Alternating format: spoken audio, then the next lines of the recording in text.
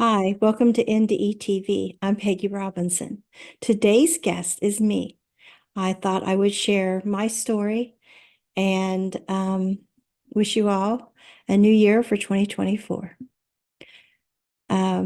My story begins as far back as I can remember, which is I'm a baby in my baby bed. And I have this strange experience that I cannot explain, understand, or comprehend in any way.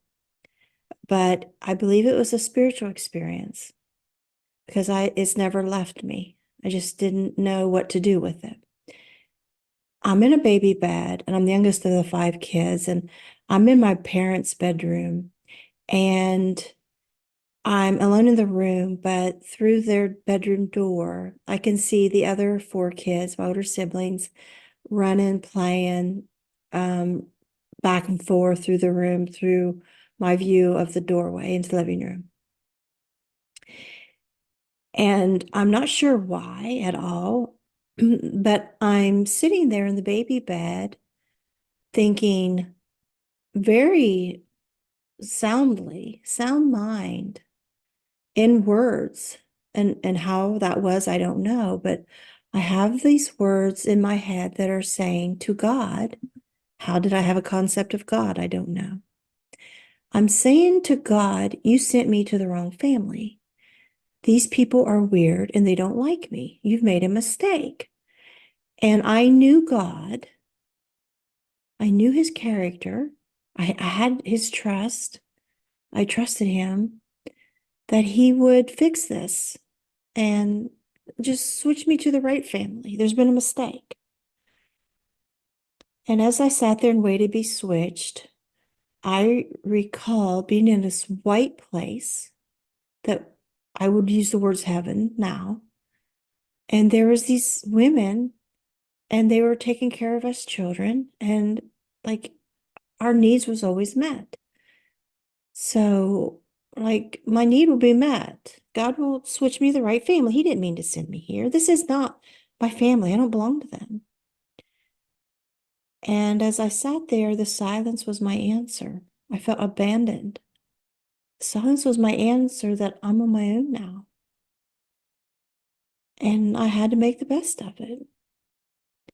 And so my next memory is of moving from Marietta to our home in the country outside of Marietta to Constitution Hill.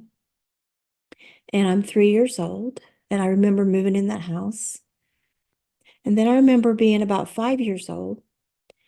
And mom comes in the bedroom. I'm sitting here playing Barbie dolls on the floor by myself.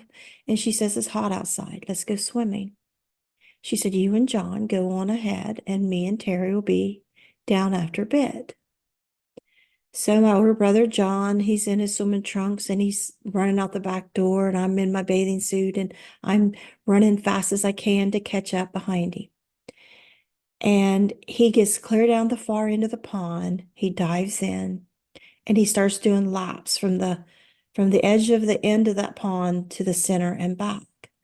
And I stay over at the highway side of the pond, which is about middle of the pond on the edge. And I'm looking up to the house, waiting for mom. I don't see mom and my sister Terry coming. And I'm waiting because I know I can't swim. I can just dog paddle a little. And we've never been allowed to just go swimming by ourselves before. So I think, well, mom and dad brought us down as a family, as five kids in them. They always sat there in lawn chairs and watched me wade out, and would have my other siblings, at least one there with me, ready to grab my arm in case I fell in, because there was drop-offs as you start to walk in the pond, and you could easily be fine 1 minute and then drop down over your head the next. So I waded my feet in just a little bit. I didn't want to go to those drop-offs and get over my head.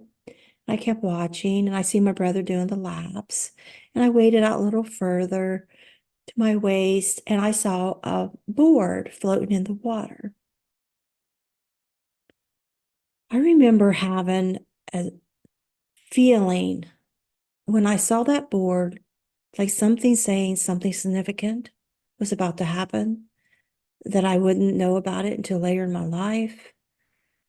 There was a strange feeling when I saw the board, like something was meant to be. And I didn't usually talk about it or I remember it, but it was just always there. When I saw that board, I thought, oh, I could use that board as a raft and I could do what my brother's doing. I could go from the edge where I'm at out to the center. And so I got on that board and it worked perfect as a raft. I got out to the center and I yelled, "Hey, John, look at me. Like I'm big like you."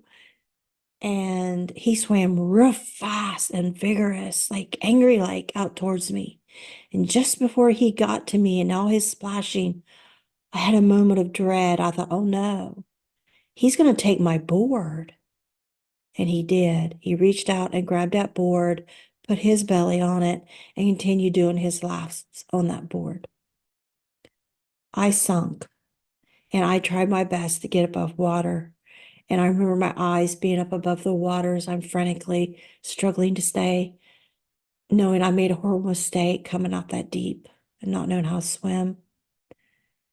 And then I was under the water and it was muddy brown and dark. And I was so scared and I was choking and screaming underwater. I was doing like tumbles underwater. I was tumbling and falling down deeper. And I was so scared and choking. And I felt so alone to be somewhere that no one can hear you scream. No one can know you're in trouble. There's no one going to come to help. And I thought about my mom and sister in the house, hadn't come down yet, wondering what they were doing. And all of a sudden, I'm at the ceiling of the kitchen looking down, and I see my mom and sister getting stuff out of the cabinets to bring down, like for a little picnic. And they weren't talking. I could just hear their thoughts. It was almost like I was inside their minds. I could feel their concentration, just casually getting things, wondering what to bring down. And then I was back in the water. And now my throat felt like it was going to burst. It hurt so bad. And then I wake up, and all around me, instead of the muddy brown water, the water's turned to a bright, transparent green. I wasn't choking or struggling to anymore. And my first thought as this 5-year-old kid was, "Ah, my parents lied to me. What was I scared of?" Like I was just causing this drama myself because there's no such thing as drowning. Like, why did they lie and say that you could drown?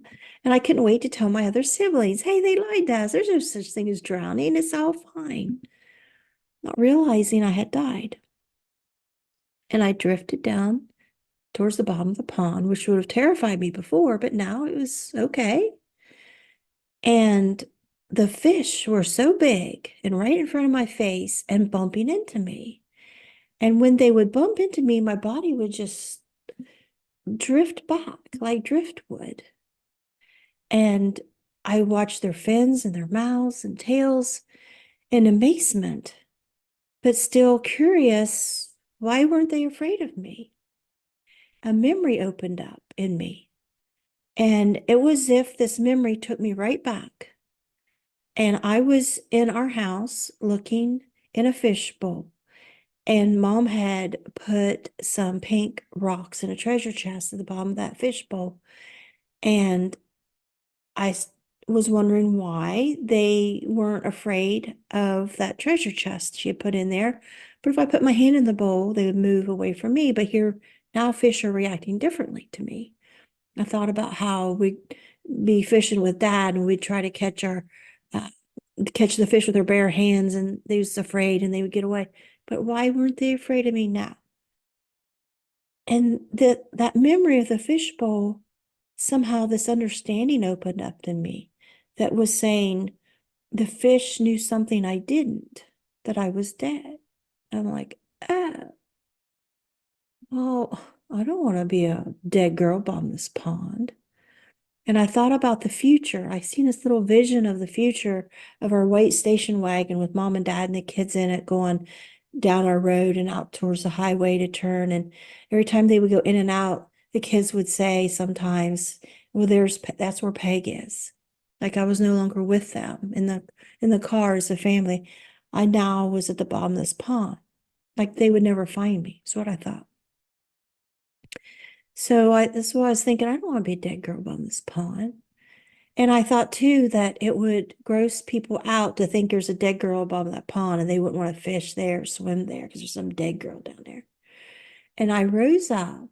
It's like as I'm rising up through the water, I realized if I wanted to move, I could. And I got to the top of the water and I noticed my vision was different. I could see under the water and over the water at the same time.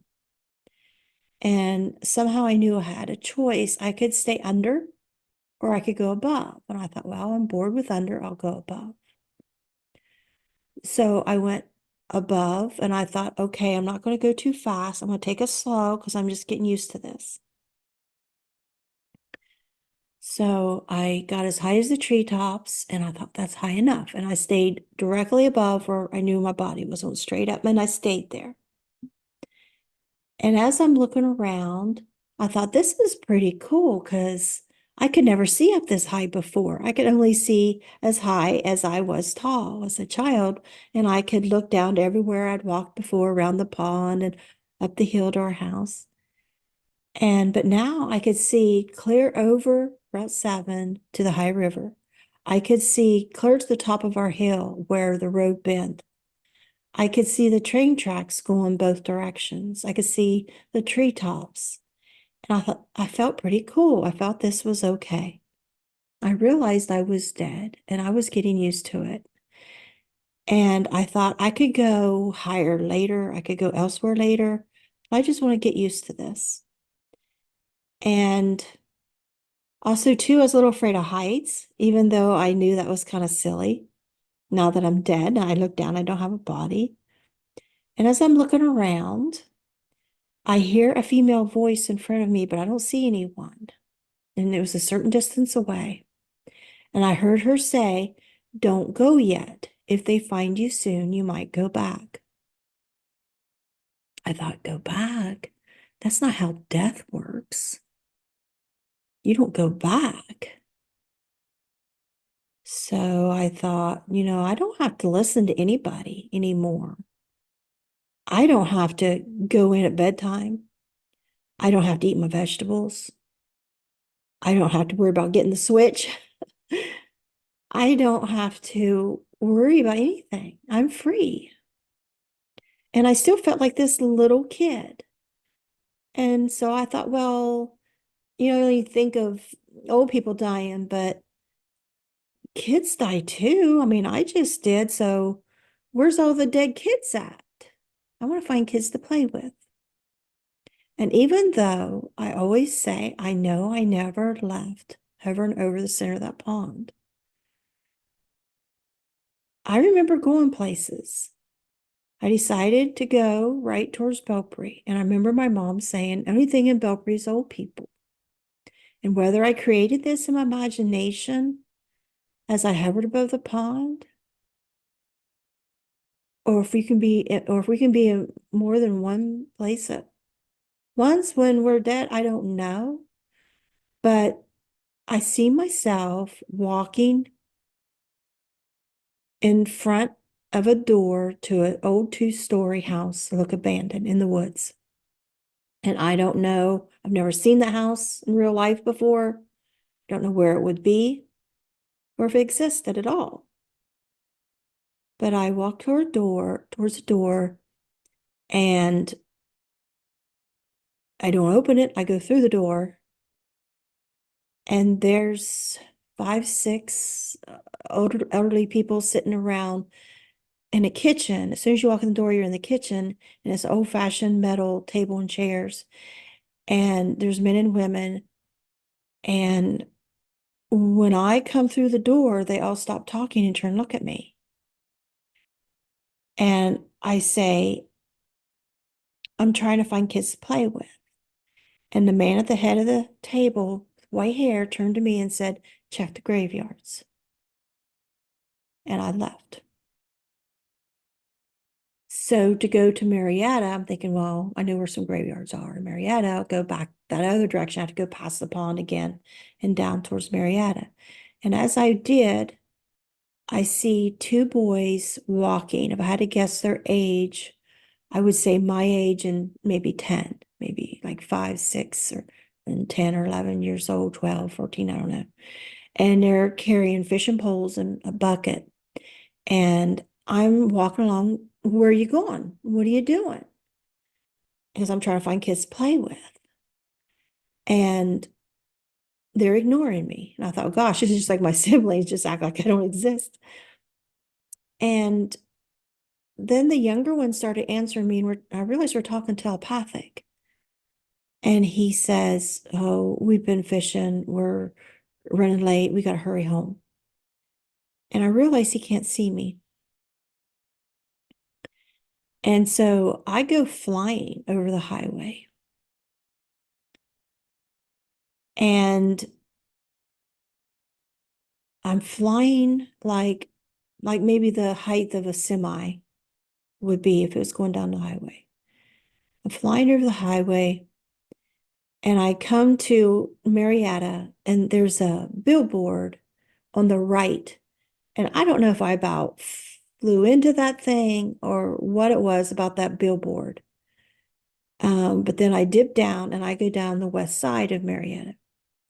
It was the poor side, and that's where my grandparents lived. And I had an aunt that lived on the corner of a street there.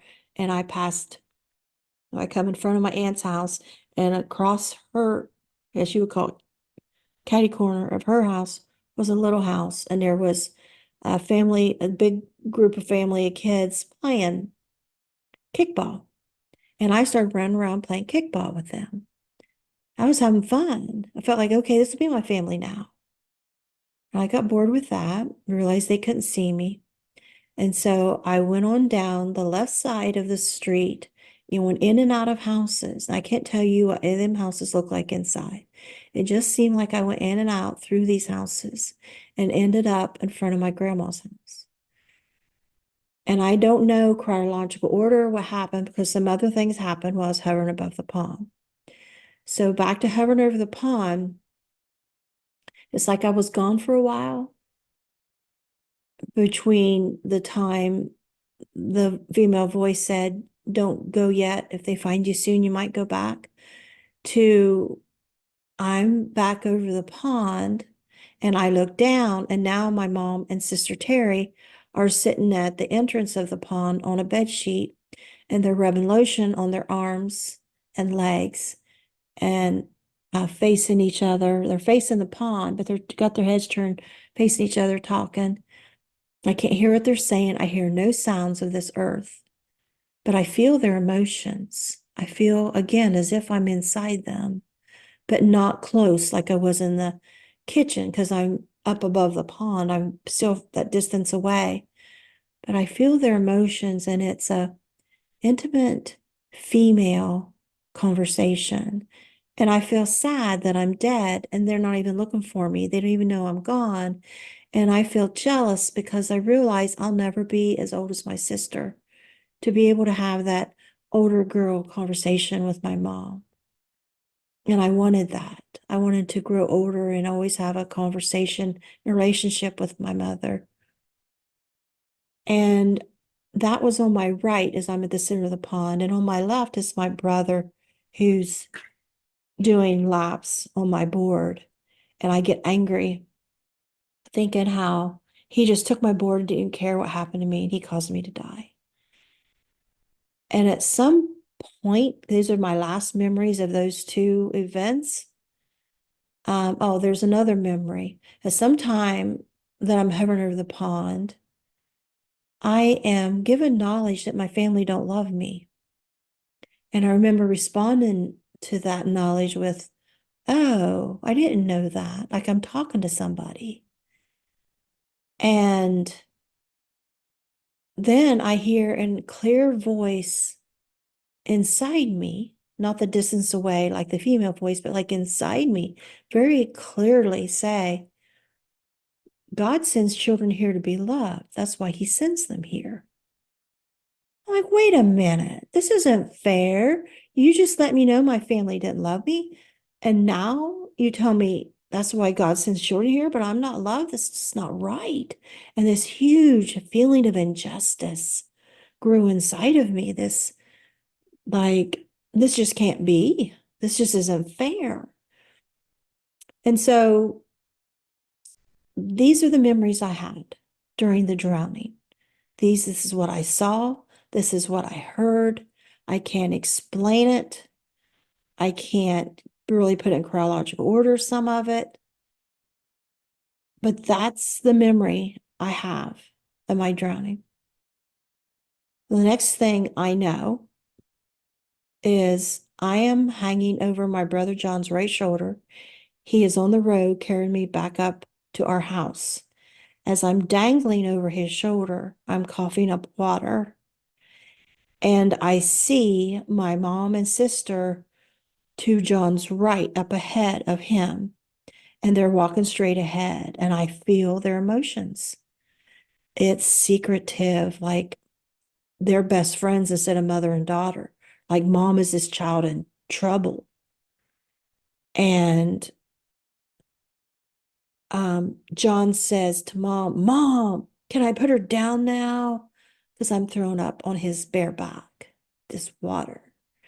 And I see my mom and sister turn at the same time and look and see that I'm alive. I'm choking. And mom grabs her chest, like sigh relief, and nods her head, yes. And her and Terry both turn right back around, keep walking, don't skip a beat, and just walk on up the hill. John puts me down on my feet on the road, and he runs up after him, just disappears. He's right up in our house. And I'm standing there, 5 years old, with the knowledge and memory of what just happened, and realizing that's true. What I thought in the baby bed, what I learned hovering above the pond, my family don't love me. It is true. And I felt like I had a choice. I looked up to the house as I'm standing on the road in front of the railroad tracks, very sick for this pond water in my belly and weak. And I think, why would I go to that house when those people don't love me? And I didn't know the word suicide at 5 years old, but I thought I'll go back to the pond. I felt it was my right. I felt it was my life. And I was ripped off. And I was just about to go flying some more and having fun. I was going to go find those kids to play with at the cemeteries. And I just don't want to go back to that life. And knowing what I know now. And I knew drowning hurts, but I thought, well, I won't fight it this time. And I'll be back where I was.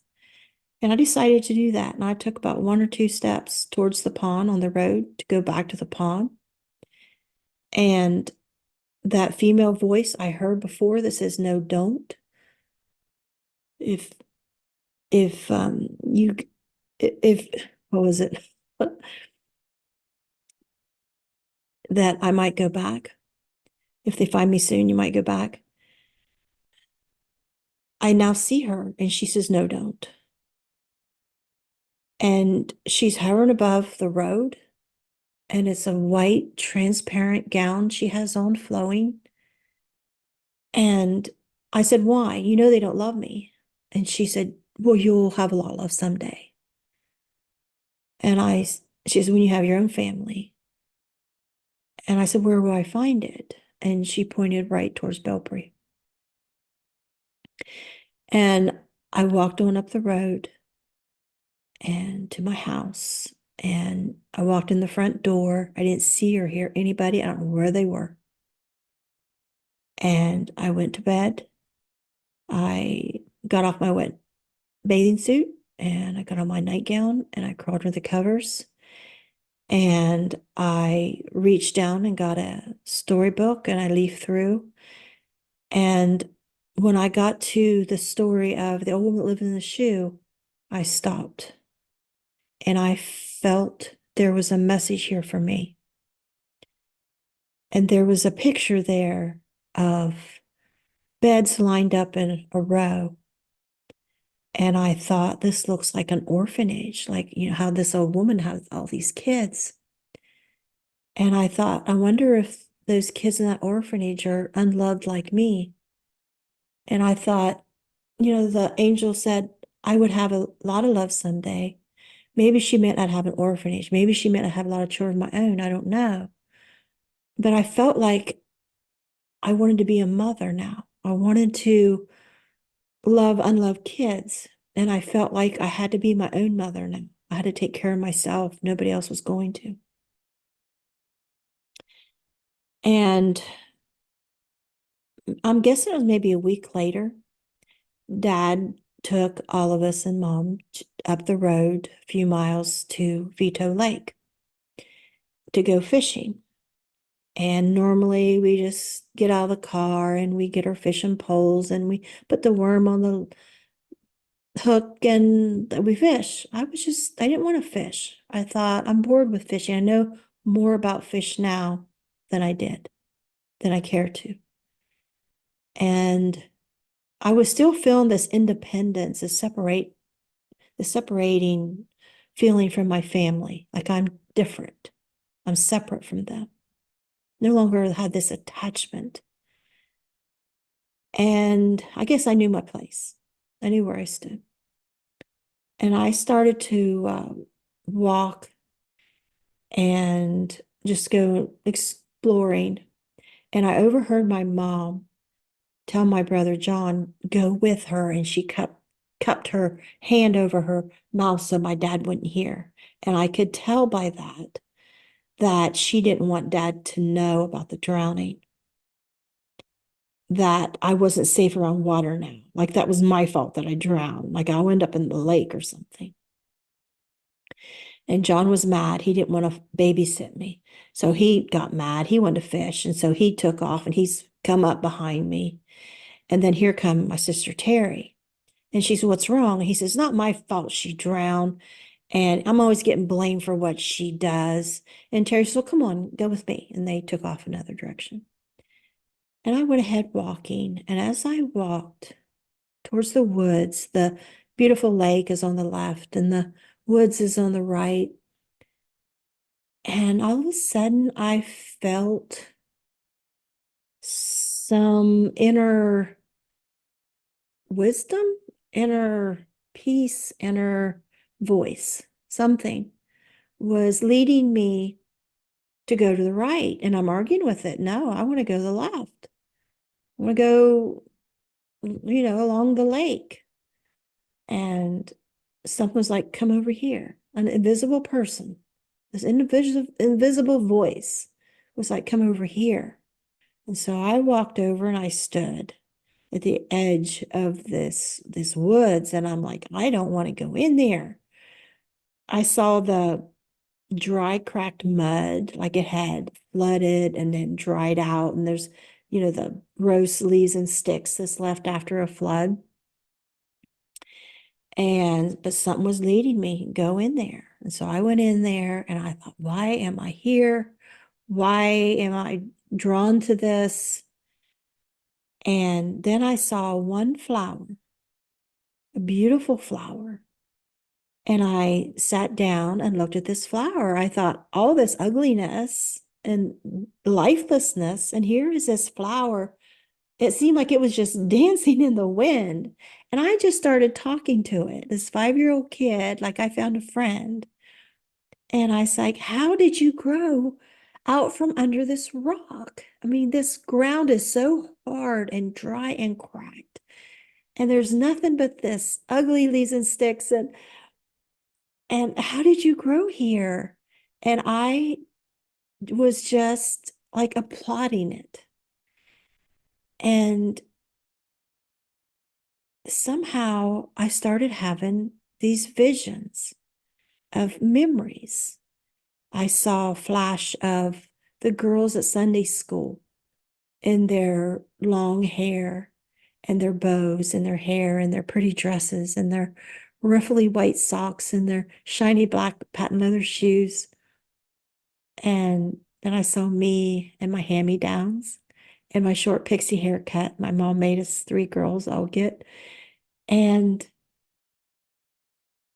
I saw how fancy they were and how plain and simple I was.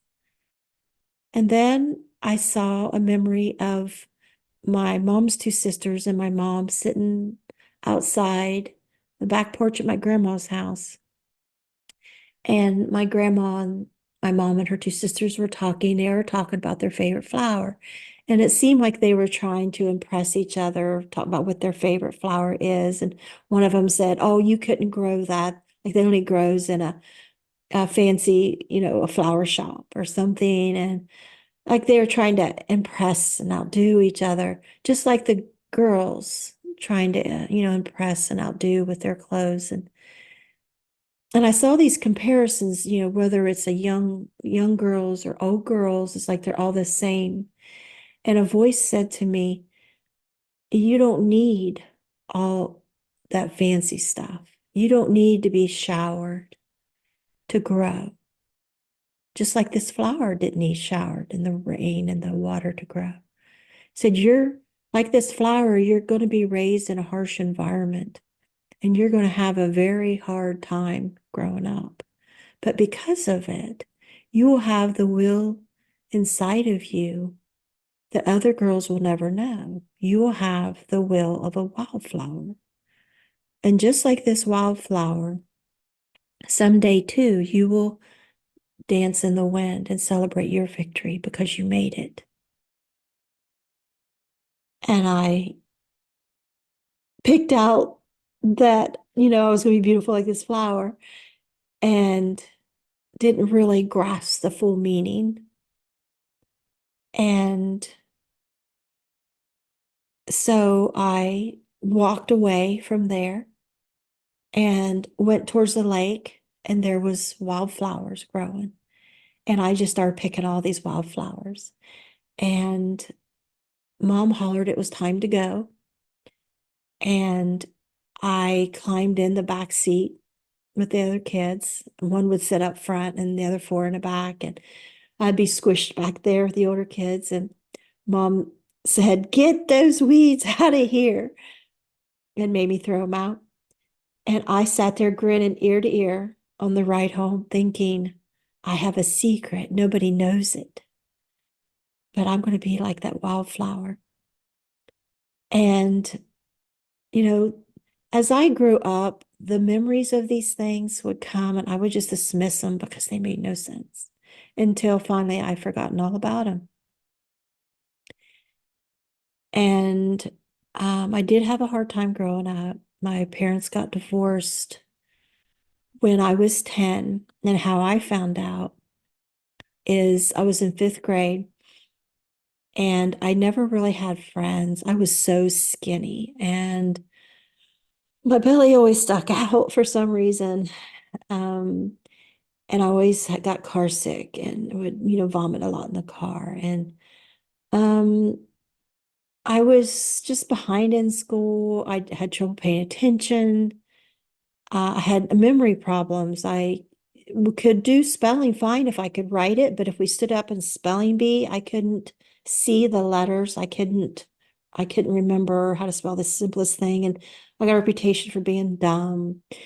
And but in fifth grade, I got a new friend because my oldest brother, Steve, was dating a girl named Patty. And she had a younger sister named Susie, and she had a little brother, and he played with my other brother. And um, my sister Terry became friends with Patty. And my oldest sister Mellie's mentally disabled. She always just kind of hung to herself. And so our parents became friends with Patty's parents. But on this day I went to school in fifth grade, my friend Susie, because once I was friends with Susie, like everybody was like okay to be friends with me now because Susie is friends with me. But now Susie's mad at me and everybody hates me. And I don't know why Susie's mad at me. And Susie's crying. And I kept saying, Susie, what's wrong? I first got in the building at school that morning, went to class. Susie, what's wrong? And all the girls are hugging her, rubbing her back, and glaring at me. And it's just breaking my heart. Like my friend Susie's crying and I can't help her. Well, I don't know why. And then Susie says to me, your dad, she says, my dad is your dad now because your mom is a whore.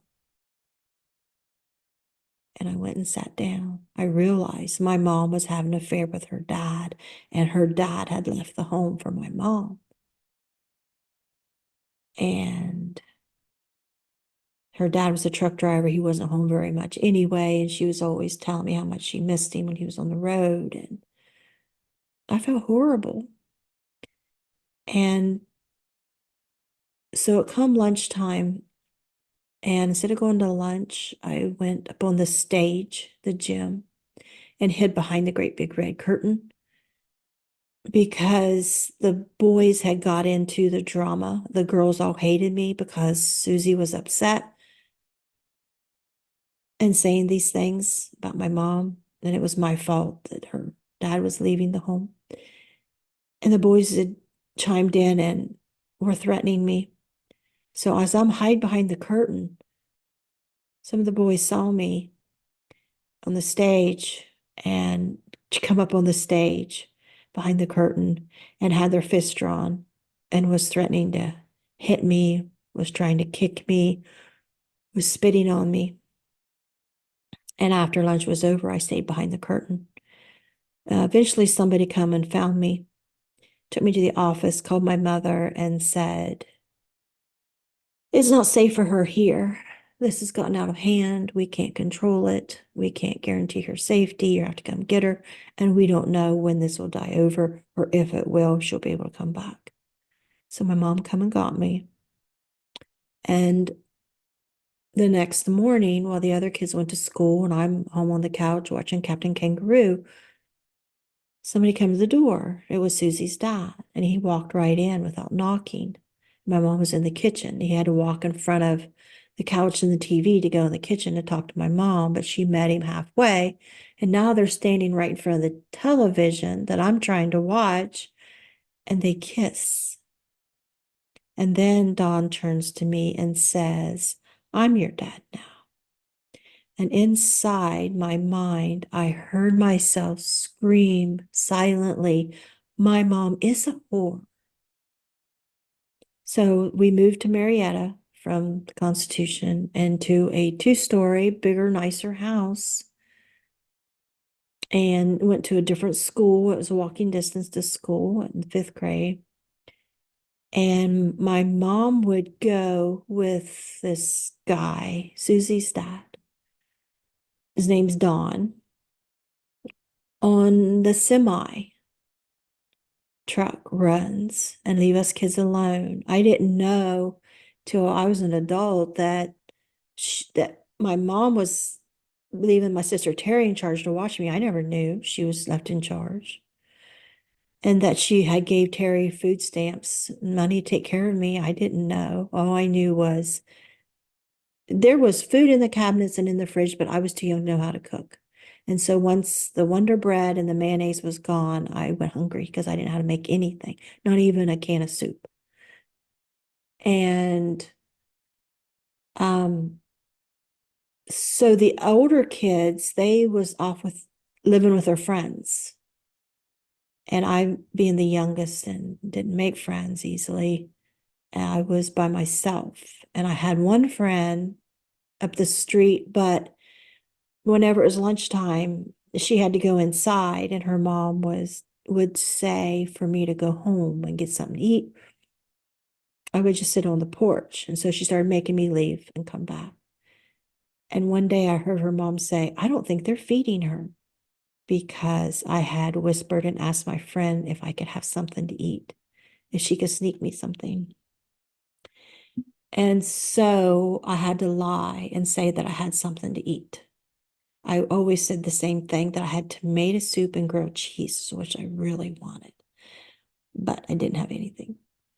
And so I was going hungry. I was very skinny already, and I just got skinnier. And I was fifth grade, getting a little taller and just skinny. And at our first school in the country, all the girls wore dresses. Now we're in town in Marietta, and all the girls wore blue jeans. And I didn't have blue jeans, so I was just a dorky kid with this short pixie haircut starting to grow out, and gradually trying to look the part and fit in.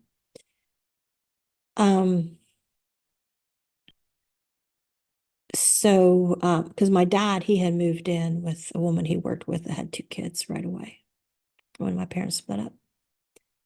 Well, Don became abusive to us kids. And I always say he went from oldest to youngest with his abuse. My oldest sister was disabled, Melody. He was abusive to her. She moved out and got married after living with my dad for a little while. And then after 5th and 6th grade, that summer, I'll be going to 7th the next year, but Mom informed us that we're moving to the country. And my siblings was not happy about it. They said we had our freedom all this time and they didn't want to go. Well, I just did what I was told. What was I going to do about it? I didn't really make any friends there anyway. So, I thought maybe if we lived back in the country, maybe we'd be a family again, because I never saw anybody. Nobody was ever home. I was taking care of myself. And so getting close to the time school would be starting again, was coming up, and we'd be getting ready to move soon. And I was out playing and it was getting dark. I come in the house and the only light on the house was in the kitchen in the back. So I walked straight back to the kitchen to see what was going on. I knew that my mom and stepdad was asleep in bed, that my stepdad would be getting up soon and going get his coffee, and he would go drive his truck. This is routine. And she was starting to stay home with us a little more. I think she was getting in trouble with my dad. I think my dad was finding out she was never home. I think the kids were starting to tell stuff because they didn't want to go to the country. They didn't want to move school from their friends in their school. And so when I went back to the kitchen where the light was, there was my sister Terry holding a bag of rat poison and a tablespoon, standing beside Dawn's coffee pot, getting ready to put rat poison in the coffee filter where the coffee's at. Or in the coffee itself. I don't know. She's going to put it in the coffee. And I was just like, what's going on? And Steve and John are standing there watching her. Like this was a plan. They're all in on this. And Steve says to me, now that you know about it, you have to be in on it or we can't do it. And I said, no, Mom loves him. We can't kill him. I had a vision come at that moment of a fiery crash, that he would wreck that semi.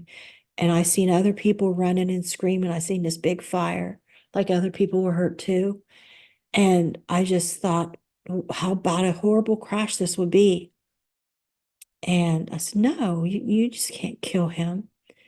And they said, he'll get up, he'll pour his coffee, he'll drive the truck, he'll be a wreck and nobody will know, he'll die. Like he'll be out of the picture and we won't have to move. They said, we've been on our own for 2 years and now he thinks he's going to tell us what to do.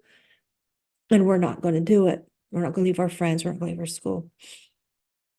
And if I didn't agree to this, anything that would happen to us from now on, he said, my brother Steve said, would be my fault. And I said, no. So Terry folded up that rat poison bag, put it back underneath the sink, put the tablespoon away. And so nothing went in the coffee. And she had this strange smile on her face, like, don't tell, don't be mad at me, aren't I cute, aren't I innocent? Strange. Steve was very mad at me for not going along. John didn't say anything the whole time. I could tell he didn't care. He was in on it. And this would have happened if I hadn't walked in at the moment I did. So not long after that, I was walking across the train bridge in Marietta that goes over from the east side to the west side to see my cousin Becky. And when I got to the end of the bridge on the west side and stepped over into the grass to head down her street, here come Terry. And she says, come here. I'm like, what's up with her? She never wants to talk to me. I'm always a pain. She never wants anything to do with me at all. I mean, she had me moved out of her room at our house and put in a little room because she wanted the room to herself, didn't want me in her room. And she just never liked me. And I was always the tag along, always trying to get her approval. And so she's like, come here. I'm like, no, I'm going to go see Becky. No, no, come here. I said, I'll tell you something. I said, tell me here. No, I got to tell you over here. So I follow her, even though I don't want to. And we get to the middle of the train bridge, and she said, jump. Now we're in the middle, there's this big pier that's holding up the bridge. And I'm like, no. And she says, don't you want to do everything I do? She says, you're a chicken. She said, if my friends call me a chicken, I'll do anything if they call me a chicken. I was like, no. And I realized that she wanted me to die, come up missing. Would they find me? I don't know if I jumped off that bridge and got killed. I'm sure she would act like she knew nothing about it. Because I knew that they were going to kill my stepdad. I think she's afraid I'd tell and they get in big trouble. I wasn't telling on anybody. Nobody listened to me. Nobody believed me. I gave up telling long before that. The kids just hate you for it. So mom was using her there to tell. Her dad didn't care what was going on. So I just went on visiting my cousin. So we moved to the country. Steve moved in with dad. He refused to go. Terry ran away and went to dad's. And I got in dad's car and wanted to go too. And he said, no. I know why Terry's here. I don't know why you are. You can't go. And what happened that night is my stepdad come running up the steps with a belt, chasing my sister. She's running from me up to our room. And she slammed the door. And he went in after her to whip her with that belt. And I kept standing in front of him on the steps. No, you're not going to hit my sister. And they slammed the door in my face. I opened it anyway. I went in there and I got in his face, and you are not going to hit my sister. And he gave up and he walked out. It was storming, thunder and lightning. And Terry opened the window and said, I'm not staying here. And she went down the TV antenna in the thunder and lightning at night. And I followed her. And she went to the neighbor's house and called dad. So she eventually she ran away a couple of times, got to live with dad. So I say the abuse went from oldest to youngest. So it went from Melody, the oldest, to Steve.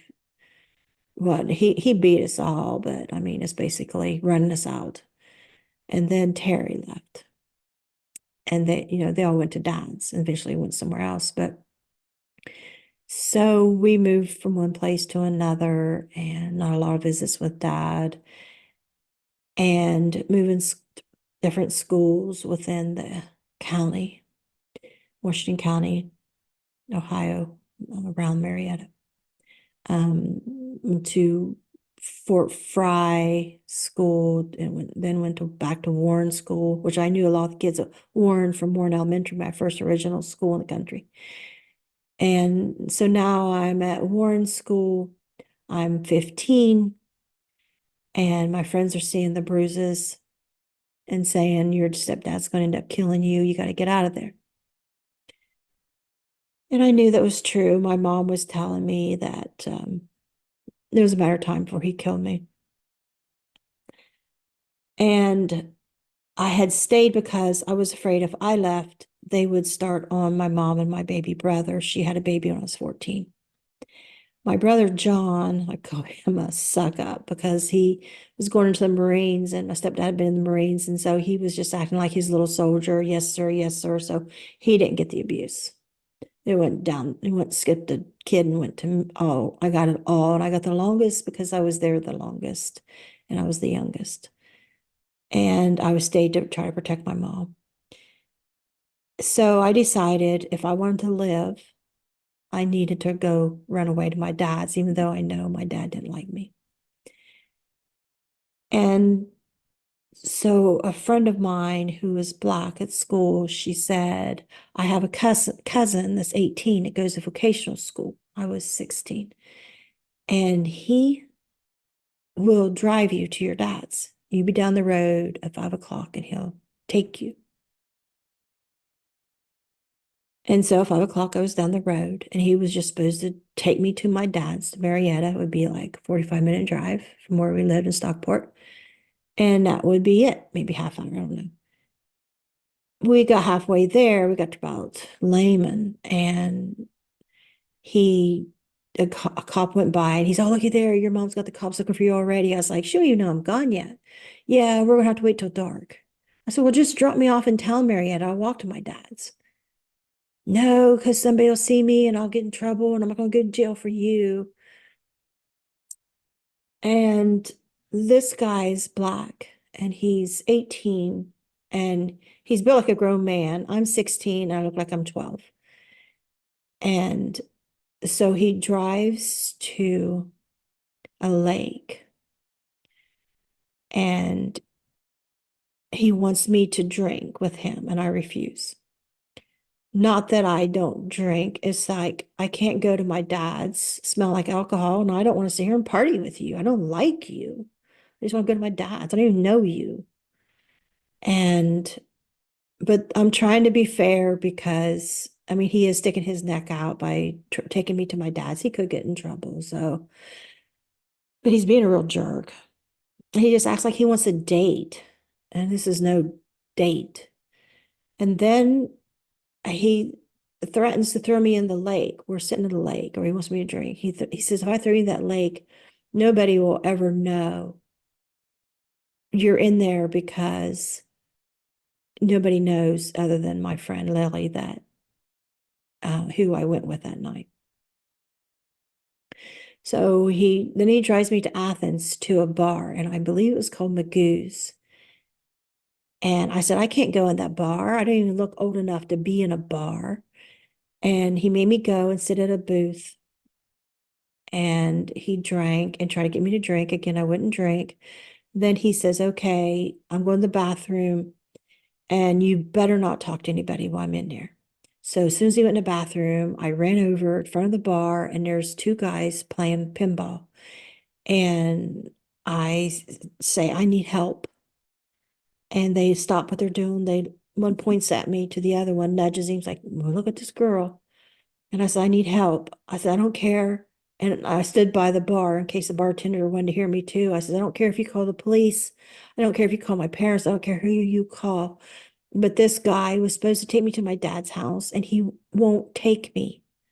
And I'm scared. I gotta get away from him. And just then that guy come out. And that guy's name is Hanford Mail. And his nickname is Junebug. And he come out of the bathroom and he's like, man, get away from her. And there's push and match between them two guys playing pinball and Junebug. And Junebug grabs me and drags me to his truck. And look what you did now. You got me in trouble. And he takes me back to the lake, tries to get me to drink again. And now I'm mad. He tries to give me smoke pot with him. And so I just do a little bit just to get him to calm down so he don't throw me in that lake. And because he's all irate now. And now that I've calmed down to try to get him to where he's not going to hurt me, he thinks he has his date now. I think.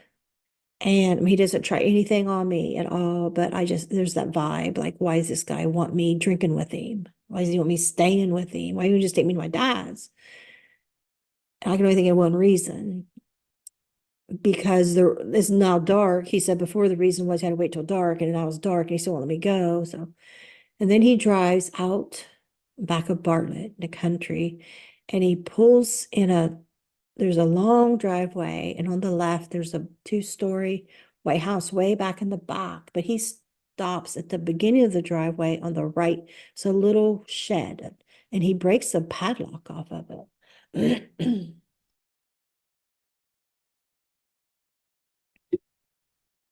And the reason why I'm telling this is because I have a spiritual experience in that shed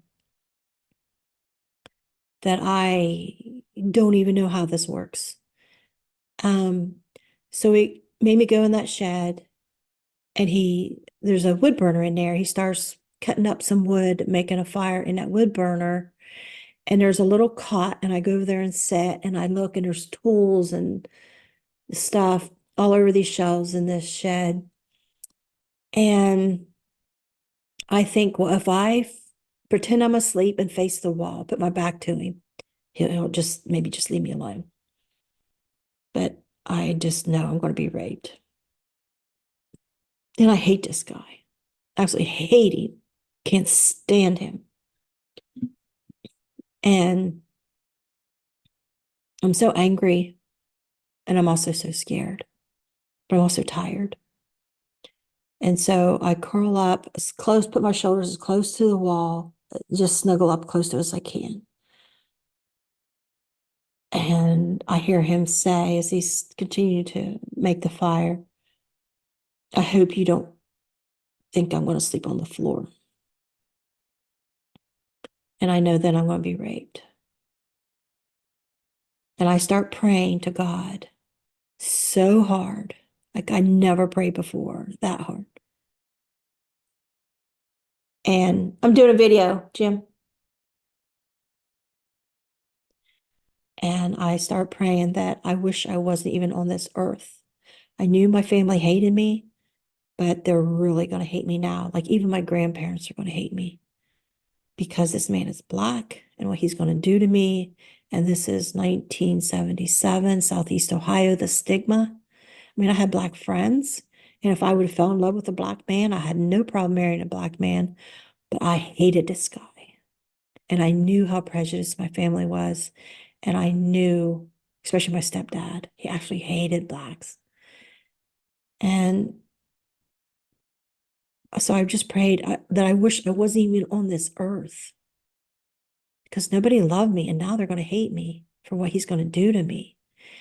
And months before this, I had went with Terry. I rarely got to see Terry, but I had got to go with her one night and spend the night. And two guys tried to rape me in a field. And I had screamed and screamed, and luckily somebody come out on the porch and heard and come and got them off of me. And she just Terry told everybody. I dreamt it because it was her friends. And so, but I won. I fought and I won. I wasn't about to let that happen. I mean, two men at me at like 70 pounds at 15 years old then, had escaped that.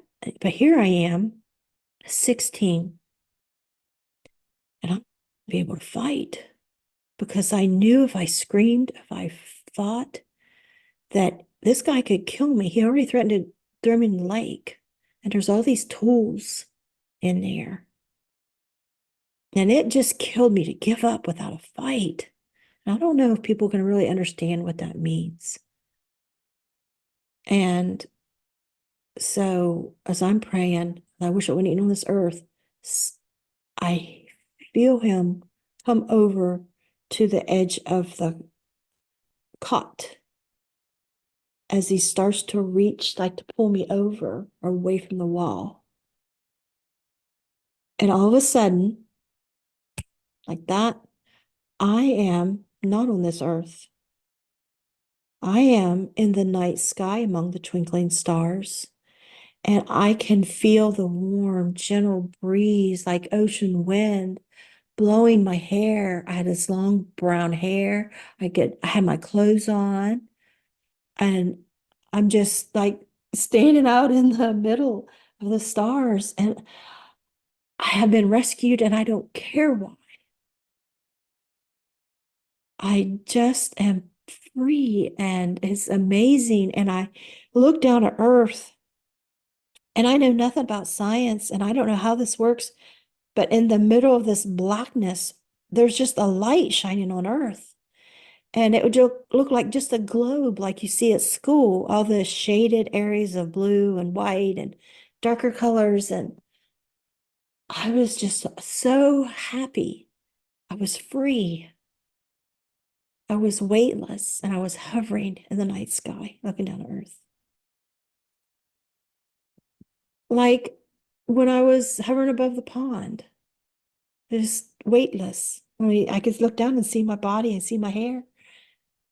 And for some reason, I felt like, look at the Earth, how heavy it, can't even imagine the weight of the Earth, how heavy it must be, but it's floating weightless, just like me. Like I thought, it's a soul, just like I am.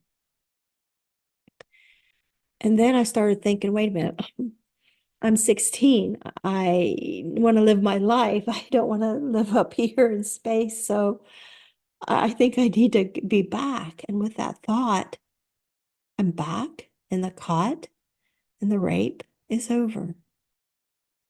And he says, wow, I want a wife like you someday. And I thought I must have laid there like a zombie. And to this day, I am so grateful that I was not there. I didn't feel a thing. I didn't hear a thing. I didn't know a thing. I was not there. How that works, like, can you have a spiritual death? I drowned, I had a physical death, but this was like I had a spiritual death and just willed myself to not be there. I didn't want to be on this earth, and I wasn't. And I lay there thinking, he's asleep now. He's no longer a threat. Like, was this a wish come true? Do I have some ability? Did God answer my prayer? All I know is I wasn't there. But in my mind, I let it happen. It happened, and I let it happen because I didn't fight and scream, but I had no choice. But to me and my limited legal knowledge, that must have been consent because I didn't fight. And which it was no way, shape, or form consent. It was survival. So the next morning he wakes up and he drives me down the road. He goes into this old shack, and there's this heavy black woman in the kitchen. It's like a one-room shack. And he tries telling her that I'm his girlfriend. I stand there and don't say a word because I don't know. Am I going to live through what I did the night before? Is he going to let me go? Do I need to play this game like I'm his girlfriend now just to survive and gain his trust and get out of there? I don't know. I'm just playing it by ear. And so I'm standing there, and that woman takes one look at me, and she said, you need to get that little girl home. Her mom's looking for her. I never did find out how this all transpired the night before. They were looking for me, how she knew. I have no idea if they talked to my friends from school on the bus. I never did ask. So I don't know. But she just looked at me like she knew damn well I was not his girlfriend. And I said to him in front of her, take me to a phone. I need to call my dad and have him come get me. I wanted evidence that I was trying to get away in case something happened. And so he went and got my friend Lily and her boyfriend Mike, and they drove. I think he knew now that they were looking for his truck, and we took their vehicle. And so Hanford and I was in the back seat, and Mike and Lily's up front. Mike's driving, and he drives to Chester Hill to somebody's house where I can use the phone. they don't know what happened the night before, I don't think, unless he told them, because they let me use the phone. If they knew what he did, maybe they wouldn't. I don't know.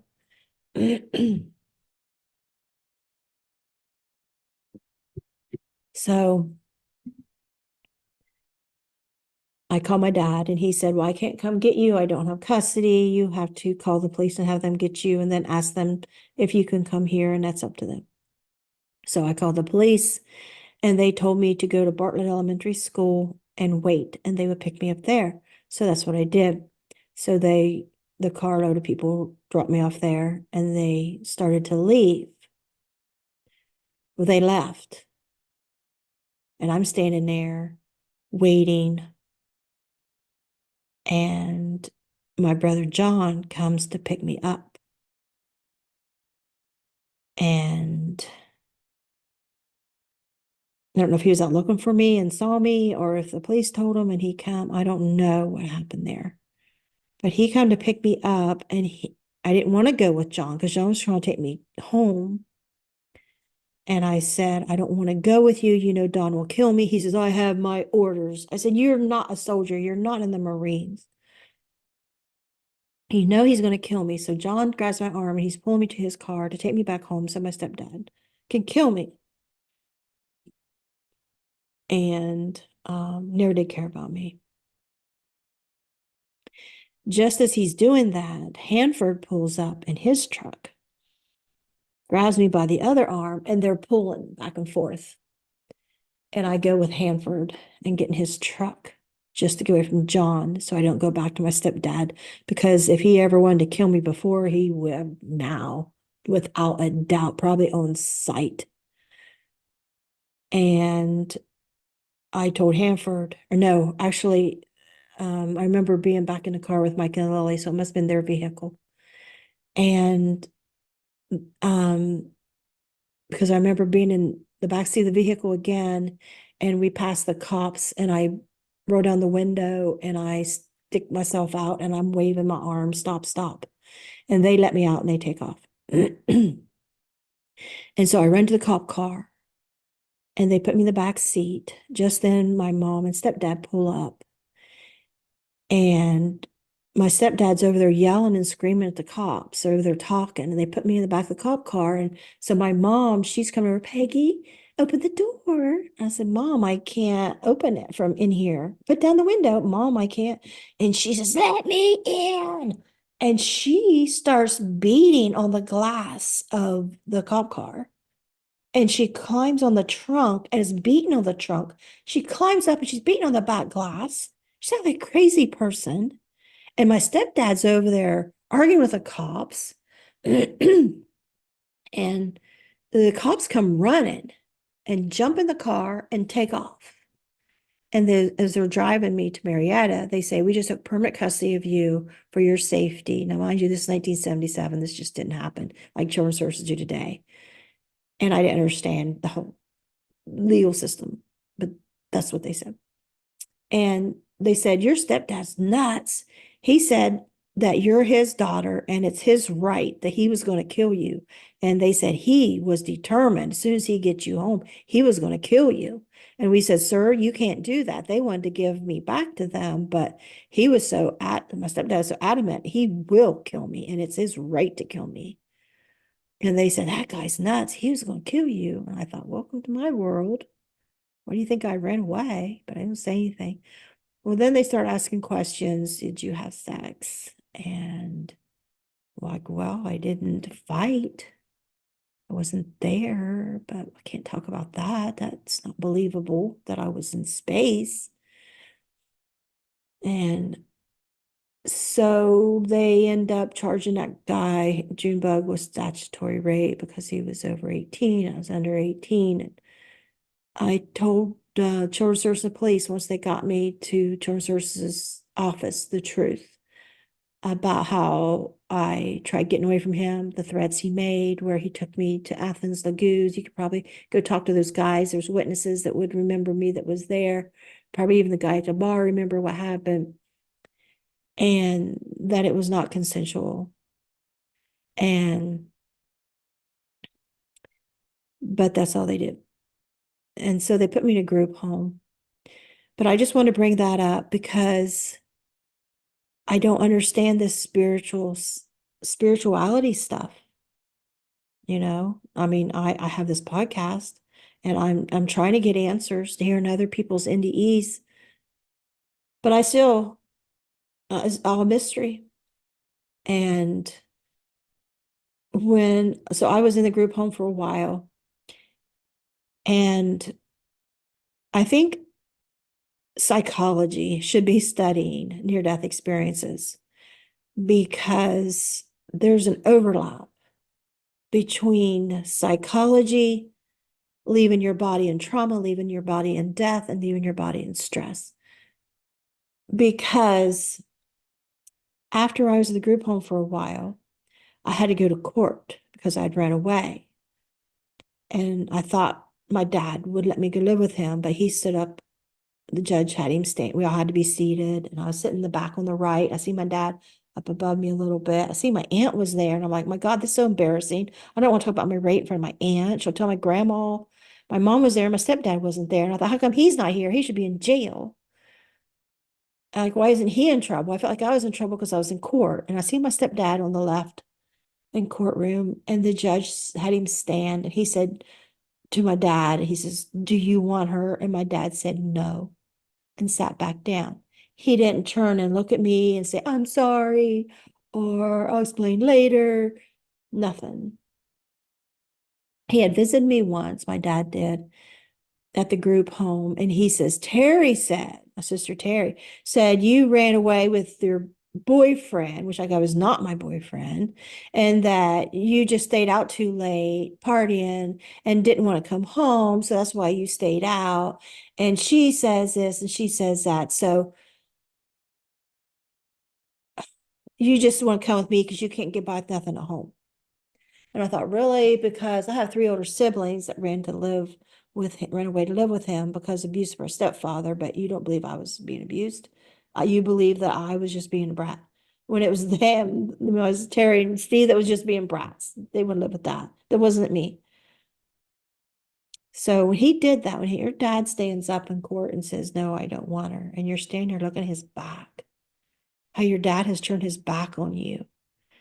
Since I was in the 5th grade at 10 years old, he turned his back on us kids and went with his girlfriend and her 2 girls. And we didn't get very many visits. He didn't care what was going on. I was going hungry, and now I ran away, risked my life. I got raped trying to go to his house, and he turns his back and says, I don't want her. Like, who stands up in court and says, I don't want her when you're talking about your child? Something broke in me when Dad said that he didn't want me.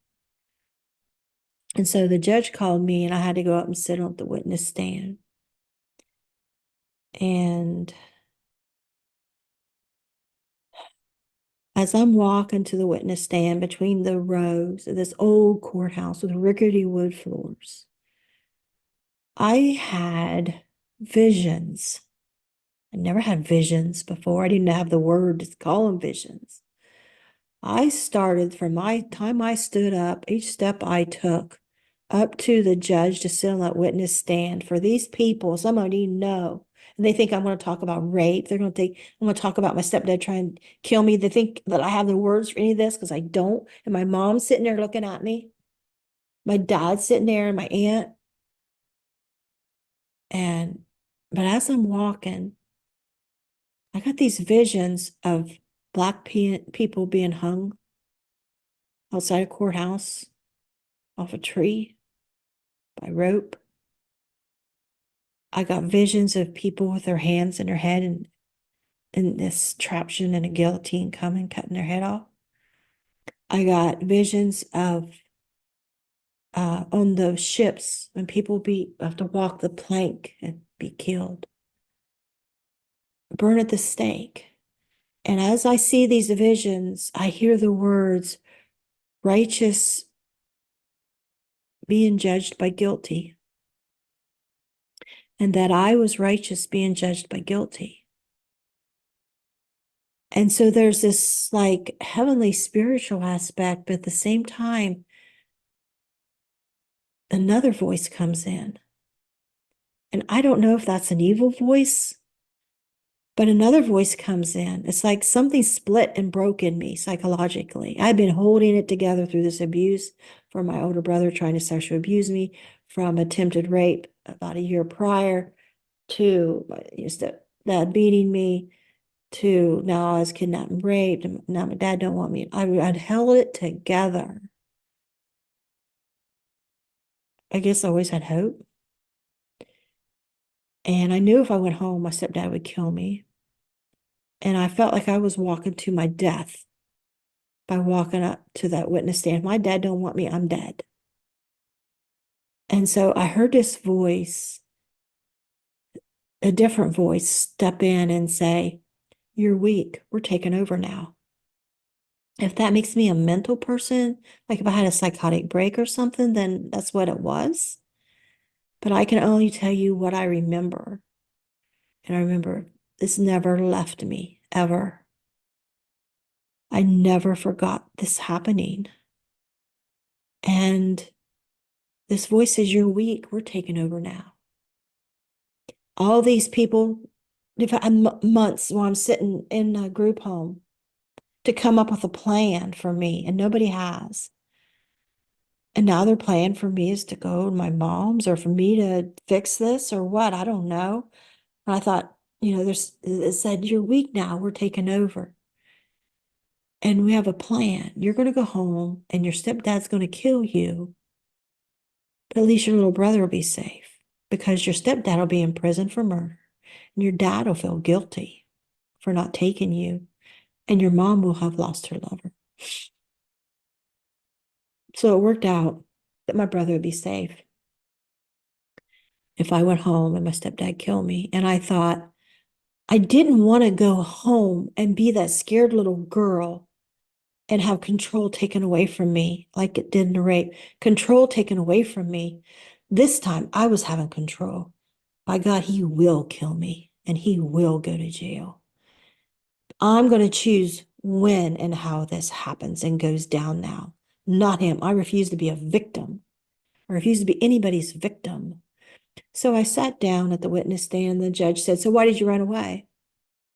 And I robotically said, "Because I can't get by with anything." Because that's what my dad said, that Terry told him. Why I ran away is because I couldn't get by with anything. And he kind of looked around, And so after court, he had the probation officer go over the rules with me, my probation, which is if you get in the slightest trouble, like anything, you go to jail till you're 18. Like you might as well commit murder by skipping school, smoking, drinking, talking back, running off again. Anything you do wrong, you're going to go to prison till you're 18. Like the big house, like not like the group home, you're going to prison. That put guilt on me for the rape. That stamped me guilty of a crime. Like, you're guilty of being a slut, an unruly child. You're a piece of crap. And you do anything and you're going to go to prison because you're a piece of crap. That's how I took it. But before they let me go with my mother, or sent me home with my mother, I should say, the probation officer says, "But before you go, the judge wanted me to ask you again. In all his years of being a judge, he's never heard anybody reply like you did, because I can't get by with anything." She says, "Is that your true answer?" Because he doesn't believe it is. And I looked at my mom and I'm thinking, how long did I sit in a group homes when I'm thinking? And nobody asked me anything. Nobody asked me why I ran away. Nobody asked me what went on at home. Nobody asked me why I wasn't talking, why I was so scared to speak. Now that you made a decision to send me home, you asked right in front of my mother. And I thought, I already come up with a plan and I'm going to stick to it. I should have told her. I should have told her the truth. But I didn't. I said, yeah, that's my answer. Because I was tough now. I was going to go home and I was going to get killed and this bullshit was going to be over. So I went home, but guess what? My stepdad's on good behavior now. He must have got his fingers slapped for being mean to me, making me run away. So It wasn't going to work. And I was going to control this now. I wasn't going to sit and be scared like I was before. Oh, is he going to come kill me now? Is he going to start beating on me now? Boo. Who? No. I was a different girl now. It was tough. So I had this jewelry that the my rapist had sent to me when I was in a group home. They knew he had sent it to me because I had complained. Why did you even let him, to the door? He's not supposed to be around me. And he gave me this crap, like arrest him. So I had this crap and they knew it was from him. And I wasn't allowed to smoke. So, and my mom always told me, oh, if anybody ever called Don a son of a bitch, he would kill him because he just loved his mother. She was dead or something. So I sit in my room and I come up with my plan. I put on all that god awful ugly jewelry that creep gave me. And I stepped out of my bedroom. It was in a trailer. My mom and stepdad was in the living room watching TV. And in between my bedroom and the living room was the kitchen. And I went in the kitchen. I put my feet up on the table, lit a cigarette with my ugly jewelry, and blew a big old drag. And they come in and looked at me. And I said, what the F is your problem, you stupid son of a bitch? And it was on. And I jumped up and ran to my bedroom. I thought, well, I'll die in my bed. They both got on me and started beating and beating. And I kicked him between the legs. And they quit. Quit? I started screaming, get back here. Finish the job. Well, I didn't have a plan B. What do I do now? Well, my mom interpreted that as I wanted my stepdad to be in trouble. So she started having my brother John, who was a senior in high school, about ready to go in Marines, knock me out cold, beating me up. And one day I got off the bus and he ran up behind me and hit me and knocked me out cold. And I laid on I don't know, it was the porch steps or the ground. I think it was on the ground before you get to the porch. Because when I come to, it was starting to get dark. I think I was laying on the ground because I thought cars going by, not that many cars would go by, and it was kind of close to the road, but any car go, should have seen body laying there, even though it wasn't that big, but well, nobody seen a girl laying here in the yard, stopped to see what was wrong, I guess. And I know my mom's in the trailer. She know I didn't come in the door after school. And I'm sure he bragged again about knocking me out. And they just let me lay out there. Something snapped in me. And I walked through the door of the trailer. I don't know where my mom was. I didn't see her. I went to the kitchen sink and got out a butcher knife. And I walked down the hall. I was in a trance. To the end of the hall was his bedroom, the end of the trailer. And he was sitting there at a built-in desk in the trailer doing his homework. And I woke up, like come to. And he turned around and he seen me standing there. And I ran because I wanted to put that butcher knife back in the drawer so he didn't use it on me. But he caught up with me and I woke up the next morning in my bed.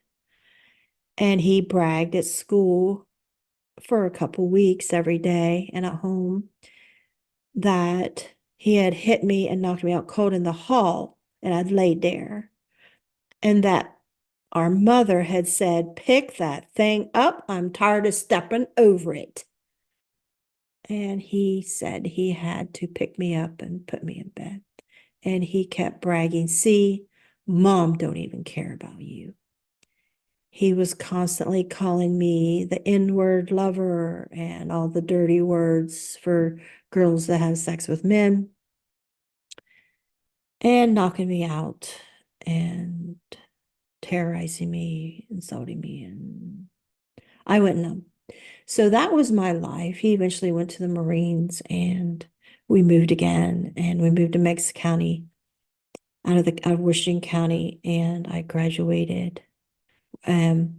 They kicked me out when I turned 18. I was glad I lived to 18.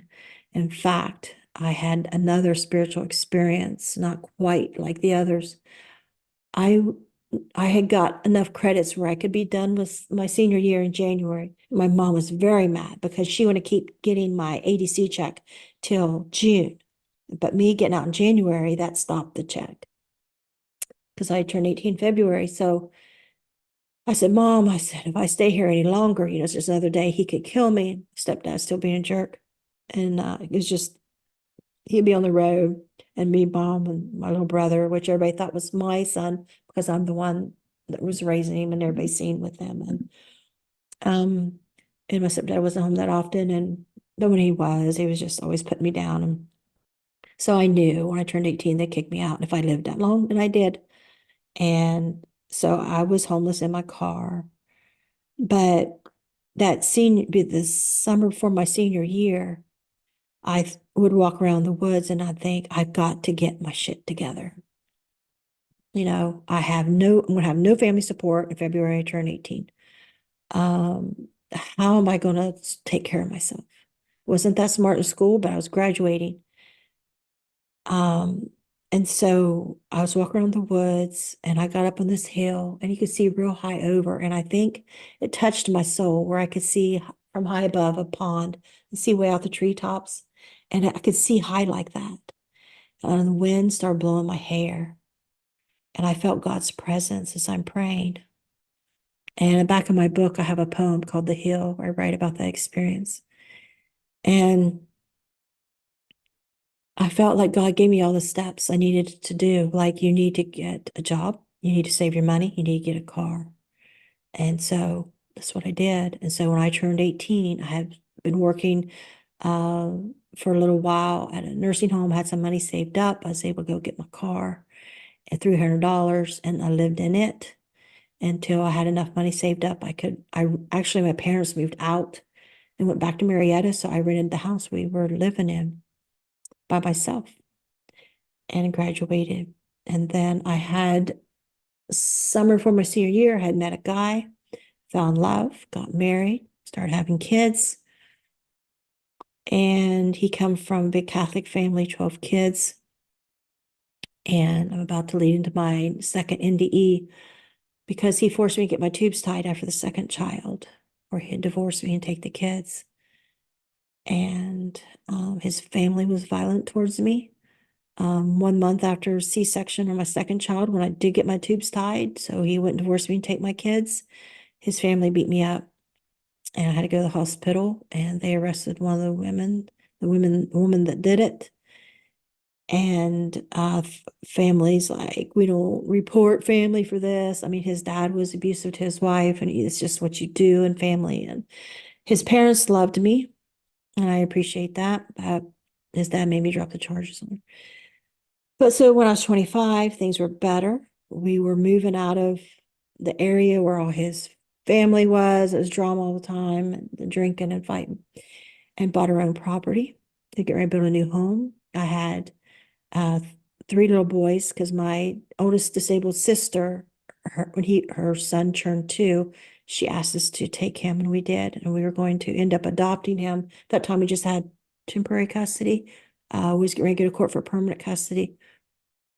And so I had 3 little boys, and I had got my tubes reversed, and I was praying for twins. And we were getting ready to build a new home out in the country. I was so happy. I could not believe how happy we were. A week before that NDE, I had the most unusual miracle spiritual experience. I was praying for twins. 3 little boys was playing in the creek. It'd always been just ankle high. I thought, okay, we live in the country now. We're gonna let the boys roam a little bit instead of being right there by my side. They were like 5, 6, 7, and or 4, 5, 6. And we were standing on the spot where we were planning on building the house, talking about how it was set and where we wanted this room and that room and the exact spot where we wanted it. It's a beautiful Easter Sunday, but had a lot of rain, melting snow. Didn't think about the creek being higher. And as I'm standing there on this spot, I'm feeling on this hill, and I'm feeling this wind and this peacefulness. And I started praying to God, talking to God, gratitude. Thank you, God, so much. How did I go from where I was on the hill at 17, knowing I would be homeless and knowing I'd be kicked out, knowing I'd have no help, to 7 years later? I had three little boys. I'm praying for twins. We're getting to build a brand new home, and I was married and happy. And how did I go from there to this? And I was in this bliss state. All of a sudden, I heard our oldest son, Matthew, yell, "Mom, Jeremy!" And it was that blood-curdling scream that a parent never wants to hear. And instantly, my husband took off running the sound of his voice to find where the boys are, to find out what was wrong. I was frozen in fear. I immediately started praying. I could not go see my son, Jeremy, hurt. By that scream, I thought something horrible, that he was dead. I didn't know what was wrong. I was frozen in fear. I started praying, God, please, please, please don't take my baby Jeremy. Please, please, please protect Jeremy. All of a sudden, I was hovering over the field.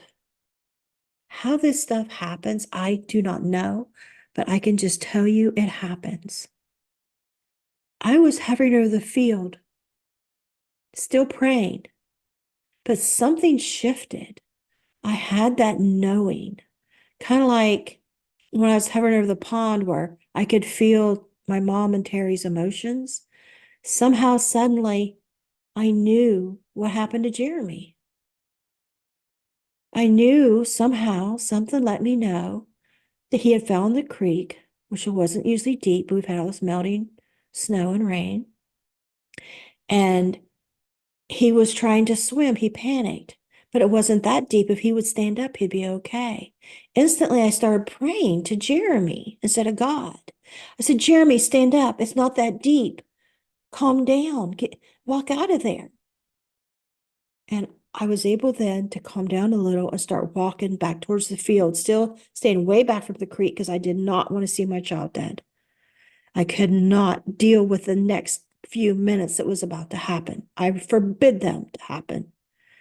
And so I felt like I needed extra security that Jeremy's going to be okay. And so I prayed, God, if you have to take one of my children today, take the twins. I love them and I want them, but I could not live one day without Jeremy. And I started telling God how wonderful Jeremy is. He's so sensitive. He's so loving. He's so sweet. He'll be such a wonderful dad someday. Please don't take Jeremy. And then I see Jeremy's little brown hair, his little head pop up out of the creek. And I see his dad just reach the creek and where he was. And I seen Jeremy's big blue eyes. He did not even look or glance toward his dad. He was fixated on me. And he walked across the field. He come to me, stopped, and looked up. And I'm thinking, God, is this his ghost? Because I can't believe he's alive. I was just so scared. And he said, Mom, was you worried about me? And I fell to my knees and I said, my God, Jeremy, you're my baby. And I just hugged and cried and thanked God he was okay. And I'm going to jump ahead for a minute because I might forget later. But Jeremy was 5 then. When he was 20, he was having a New Year's Eve party. And his girlfriend went in the kitchen to fix a drink, and everybody in their apartment is outside talking. And I brought it up for the first time ever about that day that happened. And Jeremy stepped out and he said, Mom, I heard you praying. Like, what? And everybody in the room stopped. It's like, what? Well, I don't think there's really paying much attention to my story until Jeremy said that. And they're like, what she was just talking about? Like he heard? And he said, yeah. He says, that's what it was. I was trying to swim. I panicked. And I heard you say, Jeremy, calm down, stand up. It's not that deep. Walk out of there. And that's what he did. And I was like, my God, like, how does this happen? So all I knew was that day is that my baby was not dead.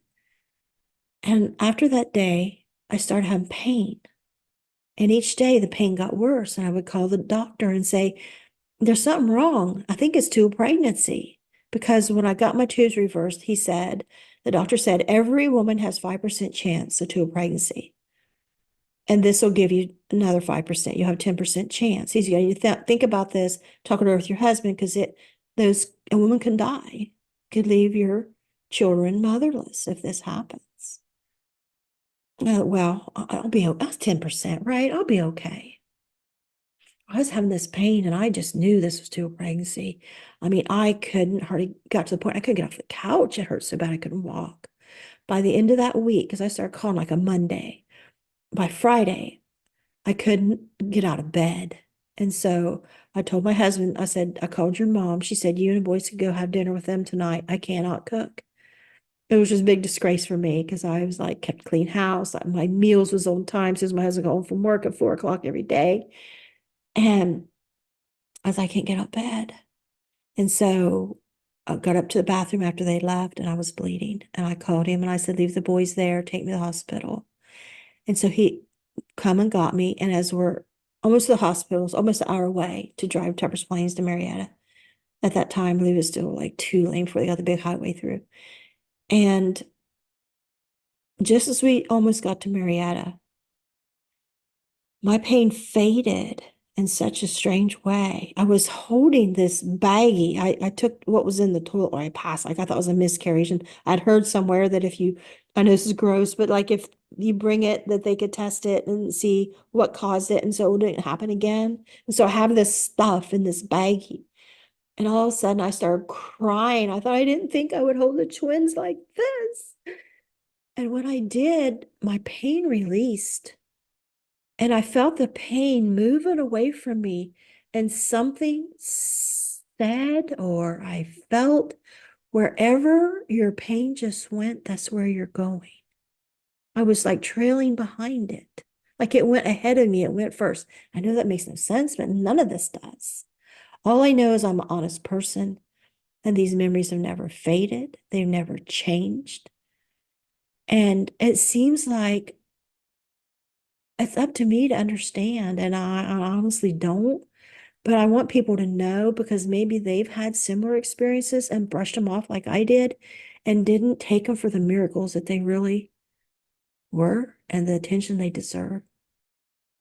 Because I think all of these are ways God has helped us and we just take it for granted.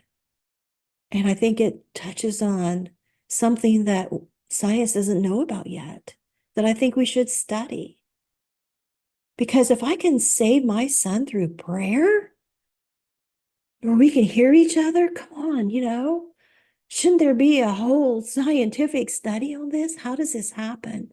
But as long as they're not believing us, or they're just not taken seriously by people that need to take it seriously, we're never going to know how to tap into this stuff. And so I went to the hospital, and this is where my second NDE happened. Well, right before then, when I knew that I knew I was going to die, like wherever the pain went, where I'm going, I had this knowing I was about to die.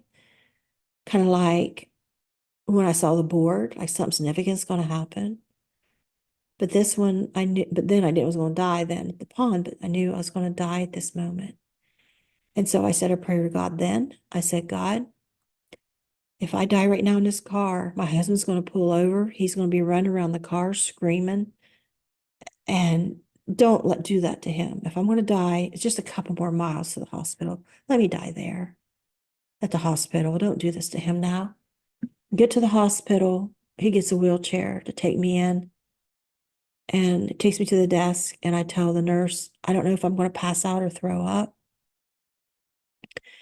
but I think it's still pregnancy. And she said, get in a wheelchair. Here's a blue bowl. Put in your lap in case you get sick. Your husband stay here and sign papers. She just started to push me down that hall.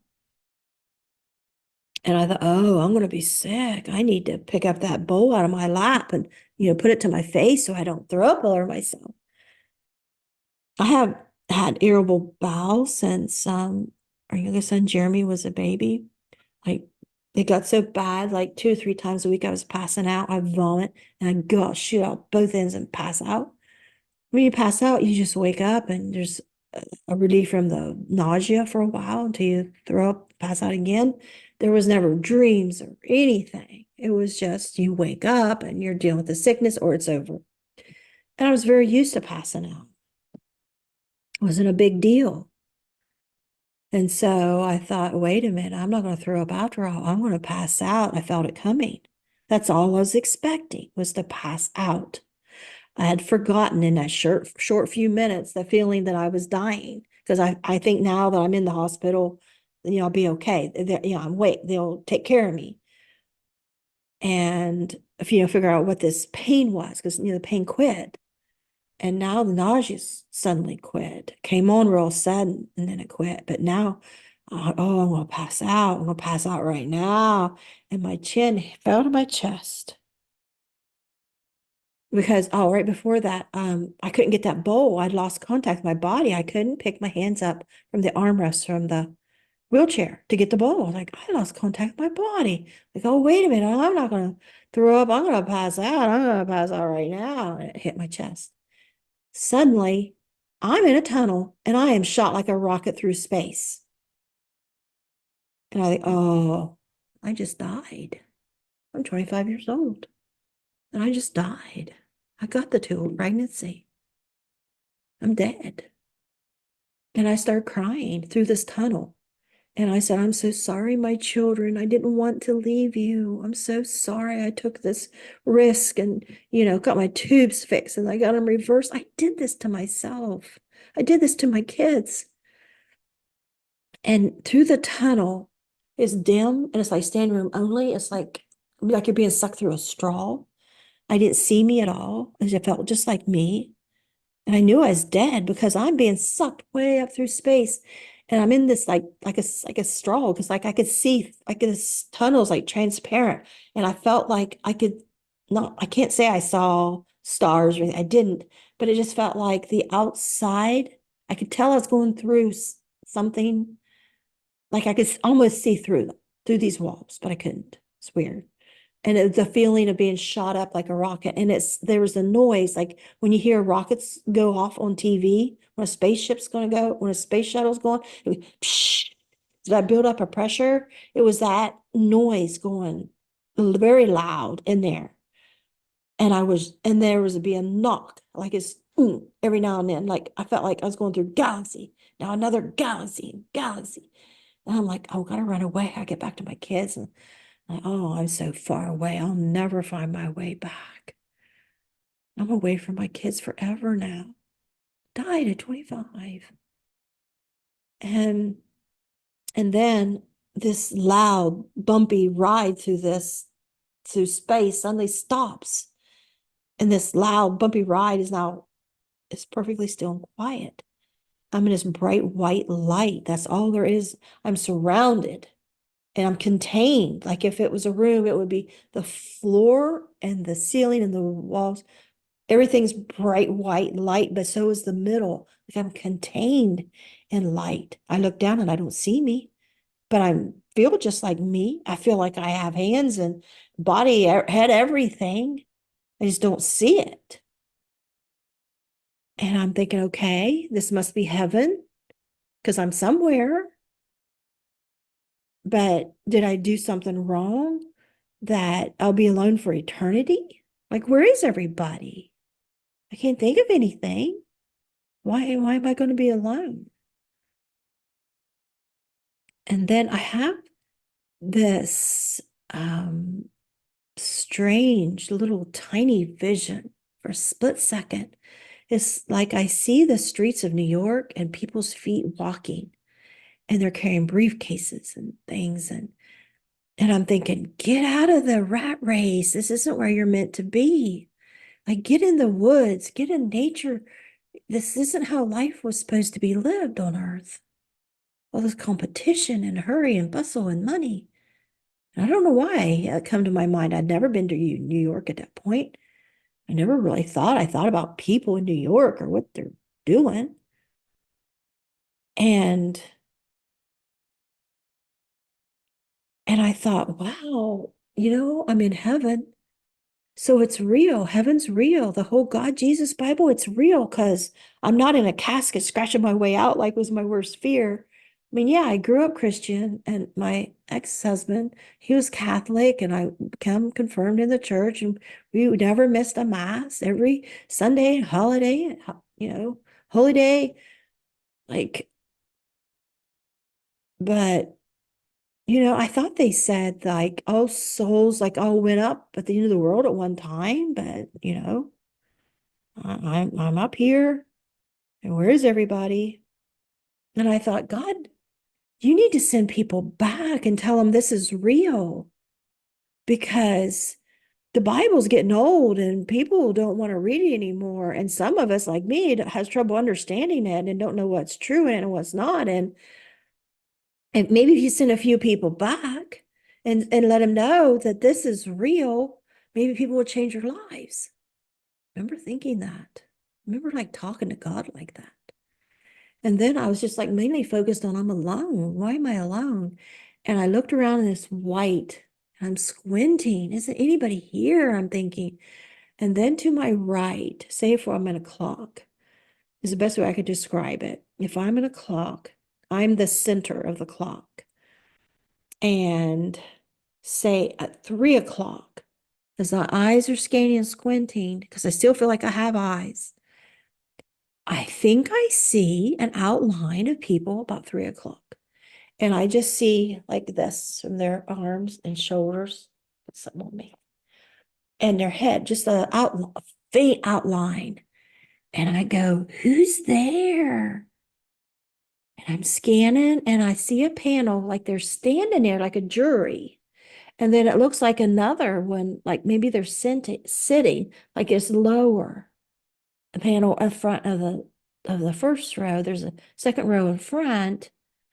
And then my eyes focus front and center.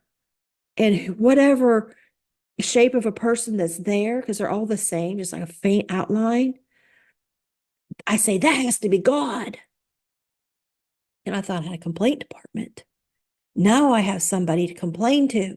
And I start screaming at God, saying, I cannot be here. I have kids to raise. I thought about our youngest son, Nathan, my biological nephew, my disabled sister's son. We had permanent custody scheduled next week for him.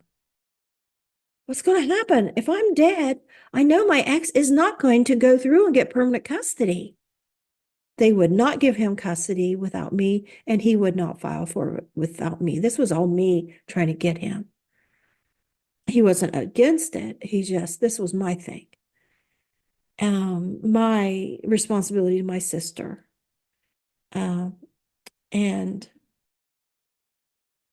what's going to happen to him? And I'm screaming, I'm mad, and I'm thinking it's all God's fault. And then if I'm in this clock, say 9 o'clock on the other side, this vision opens up. And it was if you just got out of your car and had walked into a store, what you would see. You see a girl cashing out. That's what I saw. And I just see the front, like I'm standing at the doorway of the store. And I see a girl checking out somebody. And there's this kid in front of the cash register, a little boy with dark hair. And he's screaming, throwing a fit, like what he wants, and he wants it right now. And it seems to me like there was a mother and maybe a little bit faint of a father there. And she was just, no, you can't have that. She was unaffected by the tantrum. And she was just, no, like it's not happening. You can't have it. And I believe that was God's way of showing me this is how you're acting. As a mother, young mother, I would understand you're acting like a spoiled child. You need to calm down, like act like you got some sense and speak and say what you want and accept that the answer is no. Like God's the boss here, not me. So I took a deep breath, if I have a breath, I suppose. And I think, okay, I need to change gears here. And when I did, I'm still this point of reference, me in the center of, say, this clock, which there's no clock. I'm just using this to show you where things were situated in this room of white light. But right across from me, say if it was a clock, it would be at 12 o'clock. Across from me, I see another me. And she, because I see a full figure, me there. And me, I'm throwing a big old fit still. But I'm calming down and I'm explaining to God why my sons need me at home. And I show, say, life review. I never heard that, of course, never heard of NDE, but I went through my life. I was showing God my life. Nobody else was showing me. I was showing them. I was showing them my life from every abuse I had. That was my focus, was every abuse. This happened, the sexual abuse, the physical abuse, the neglect, the emotional abuse, the not being loved, the everything as a child. I cannot have even one thing that happened to me happen to my boys. But I knew the answer was no, because I was told the answer was no. So I was trying to bargain then. I said, okay, if you can show me that my kids will be better off without me for whatever reason, I agree to stay. But if not, I beg to return. I was not demanding now, I was begging that I could return and raise my boys. And then this point of reference of the center of the clock sees a man, and I would say in this place, it would be at 1 o'clock. And I swift over and I join him and say, I'm 2 o'clock. And I'm shoulder to shoulder. I never see his face. I see a man, and I'm going to say it was a long robe, and I'm going to say he had brown wavy hair just below his shoulders, or my vision of Jesus. And I believe that was Jesus. And I believed I was to go with him without any words telling me.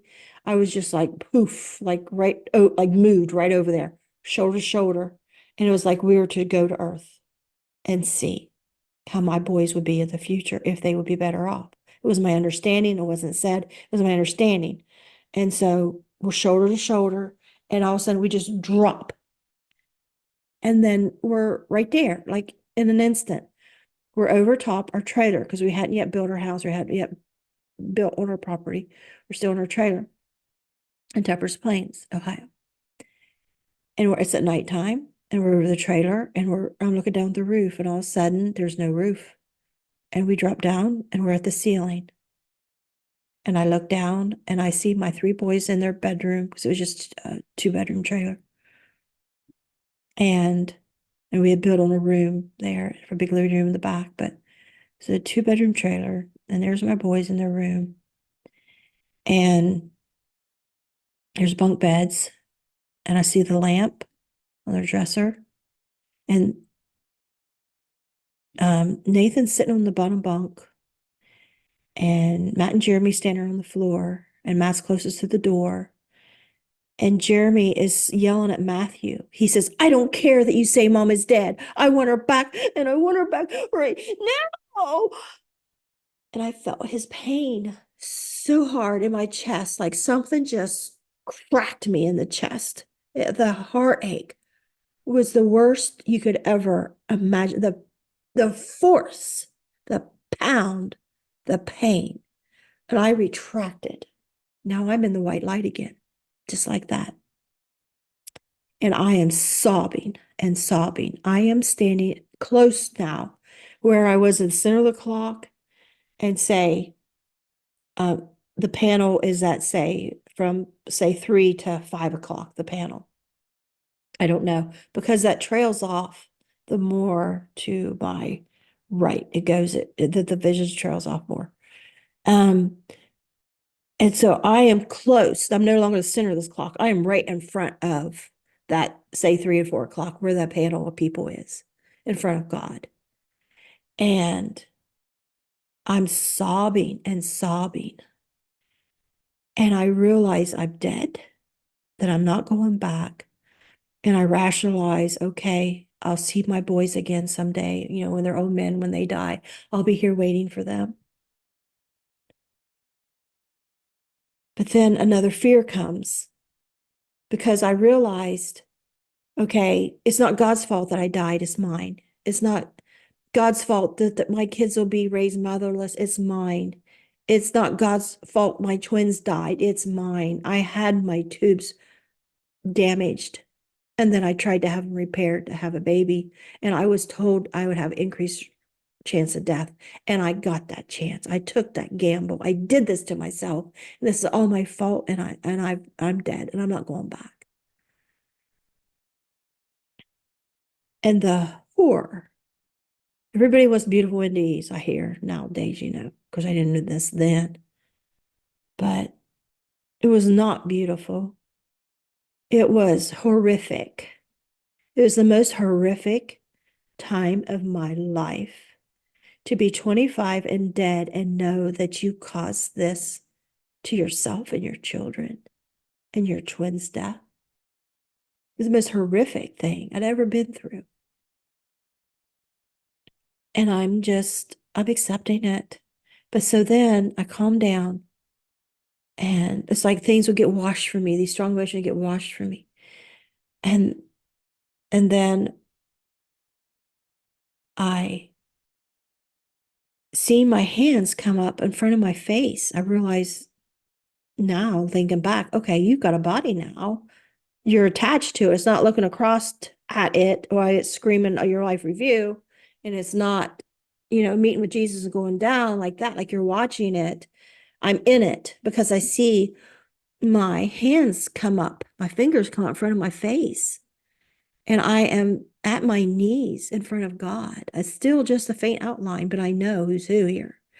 But now I realize Jesus is on God's left, which is on my right. And I'm more in front of Jesus than I am God. And I'm on my knees and I'm sobbing, and my hands are above my face. And I try to look up, and all I could see is I think I saw brown sandals in his feet and the bottom of a white gown. Cannot swear to it. I could have brought that in my imagination, but that is my belief of where I was and who I was in front of, that I have this in my mind to go with the outline that I saw. It becomes more real at that moment when my hands are in front of my face of a physicality to all this. And theirs as well. But I don't see anything above the hem of that garment. And I try to see as I'm crying out, and I say to Jesus, who else will teach them about you? I meant my sons, because I was afraid when I realized I'll wait here till my sons are dead and they come to heaven. And then I'll be with them, like the Bible says, forever. Because at one point before this, I did forget one thing. I said to God, I know you're omniscient. You can see in the future. And that's when I said, if you can tell me my boys would be better off without me, for whatever reason, I agree to stay. If not, I beg to return. And so I had my Christian upbringing and my thinking with me, and so when I say, so when I'm thinking of my boys and, I'll wait for them, then I think, oh my God. And then another fear, I said, what if they hate God? Because I've heard that if you lose your mother at a young age, especially the boys, seems like they end up really hating God for taking their mom, and they hate him all through their life. And what if they go to hell and they never come to heaven? I never see him again. And I'm back sobbing again. So that's why I said, who else will teach them about you? I meant, who will teach my sons about God and Jesus in heaven so they come to heaven? Because that's my religious upbringing. It's how we believe, and this is everything I was bringing with me. And this is how I operated in this space. This is what I assigned importance to in this bright white light of these figures and everything that was going on. And as soon as I said, who else will teach them about you? I'm back in that wheelchair. Now, I always say that. But the first time I was interviewed about my NDE with Lee Whitting, and I think it was 2017, November of 17, because I think, no, 16, because I interviewed again November 17. So it was, and this is 1986 that this happened, my NDE. So it was a long time before I talked publicly. So November 2016, when Lee Winning interviewed me, he said, did you see anything between, I don't remember exact words, but something like, did you see anything between that moment when I said, who else would teach them about you, and heaven, that's back in the wheelchair? Like, oh no, I was right back in that wheelchair. When I said that during the interview, I got the memory of, no, there was something in between, but I haven't even let myself verbalize it or even think about it. But when he said that, it's like I saw it. So what I saw, real quick, which I don't always mention, is between the moment I was right back in the wheelchair and I left heaven, for a second, I was at the ceiling in the emergency room at the fluorescent lights on the ceiling. And I could see myself, my long dark hair. I was flopped over in the wheelchair, with my head cleared down. And there was a nurse standing right behind me, and she was turning around talking to another nurse. And I saw my head leaned over, and I thought, I got to get back in. And something was with me and said, well, just do it. And I was like, I can't, I don't know, just do it. And then I was back. It was just like that quick. I saw myself in the back of my head from behind that wheelchair above. So I'm back in that wheelchair. And first come back was my feeling in my hands. Remember, I had said I'd lost contact with my hands. I lost contact with my body. I couldn't feel my hands on the armrest. I felt my hands on the armrest, and I knew I was back. Like I had to grab, like I'm back. And then, like my hearing, my mind was starting to come on board. I could hear the nurse, understand what they were mumbling about back there. I don't know what they were saying, but I could hear my thoughts. And my thoughts was, they were too busy socializing to know their patient was dead. She was too busy socializing, the nurse, because there was only one nurse when I went out, especially in a wheelchair. Why she stopped in the hallway, how long I was there, I'm sure it wasn't long. But if somebody asked me, how long do you think he was in heaven? I don't know, 15 minutes, half hour, I don't know, 10 minutes. But it had to have been only a minute, because I don't think she left me alone in that chair. I don't think she was talking with that lady too long. I don't know. I wasn't there. And so I felt my hands on the armrest. I had my hearing back. I heard the nurses talking. I had my mind. I thought she was too busy socializing. She didn't know her patient just died. And then I thought, what the hell was that? I was just in heaven accepting it, and now I'm back.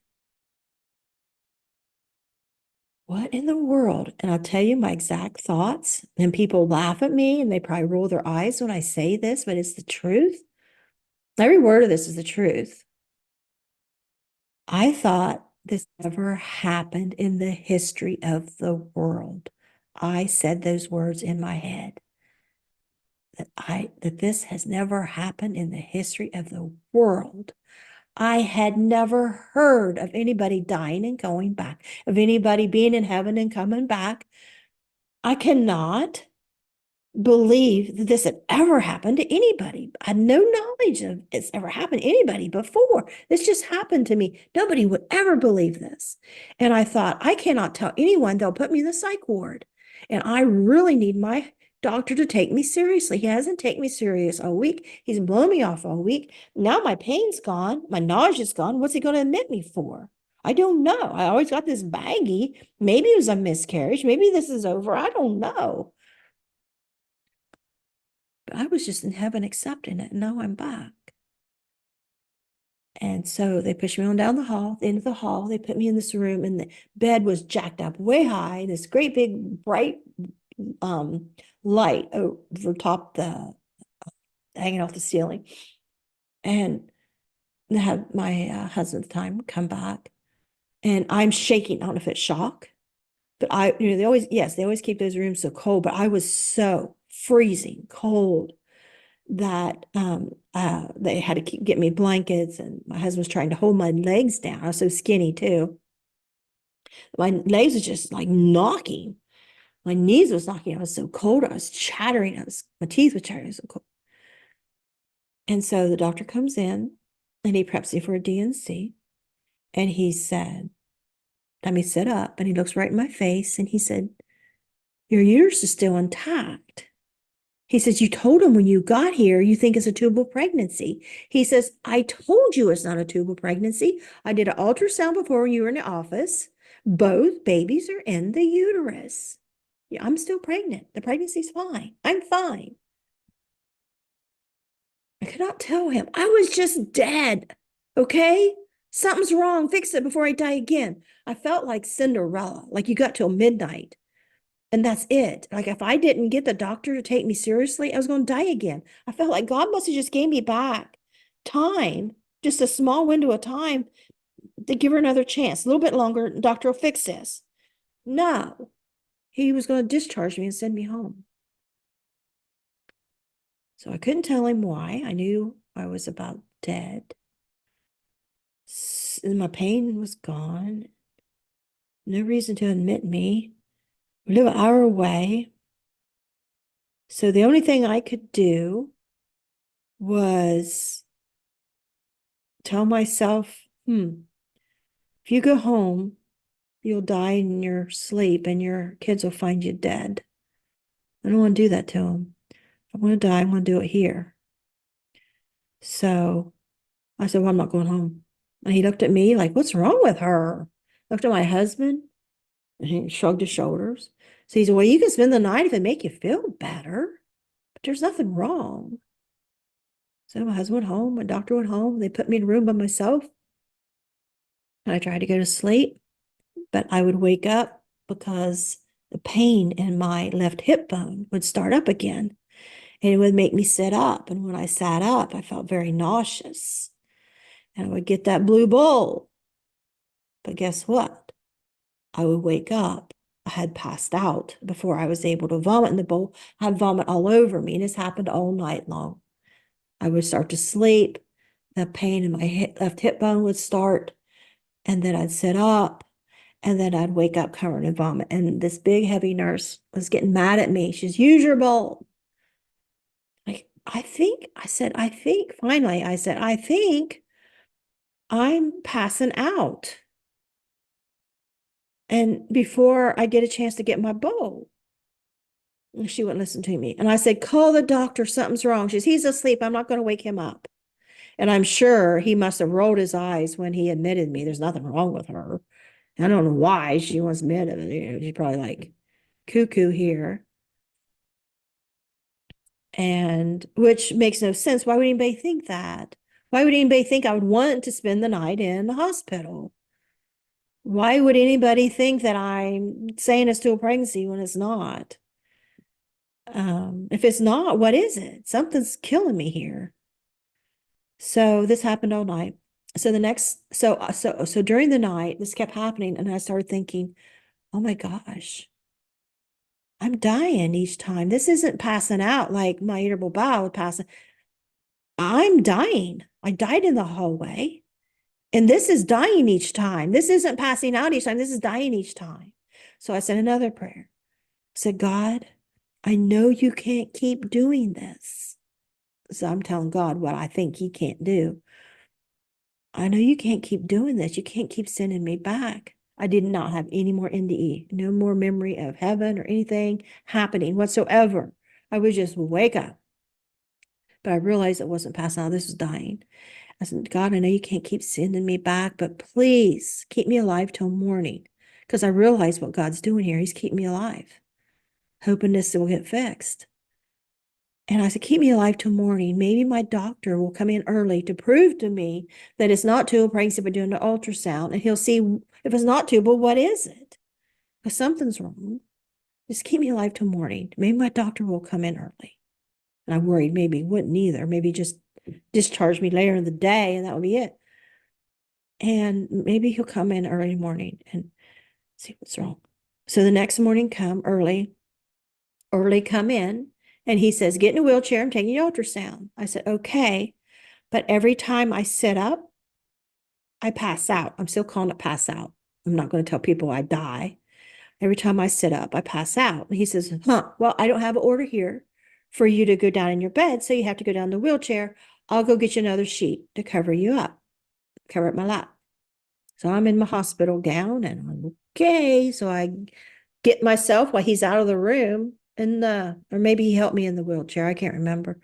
But I'm sitting in the wheelchair and next thing I know, I'm back flat in my bed and I got the whole staff of nurses, like 6 nurses over me, and one's got smelling salts and they're all yelling for me to come back, to come back. And I'm like, what's going on? And they started laughing. They said, you mooned the orderly. He come in with a sheet and found you bent clear over, head to the floor. We're going to have to leave you flat in your bed because every time you sit up, you pass out. And I'm thinking, I told you this all night. Nobody listens to me. And so they took me down. As soon as they got me in the elevator, flat in my bed, my sister was in the elevator and she was coming on her way up to see me. She says, I want to see the twins. I said, they're dead. She's, oh, no, no, no, they're fine.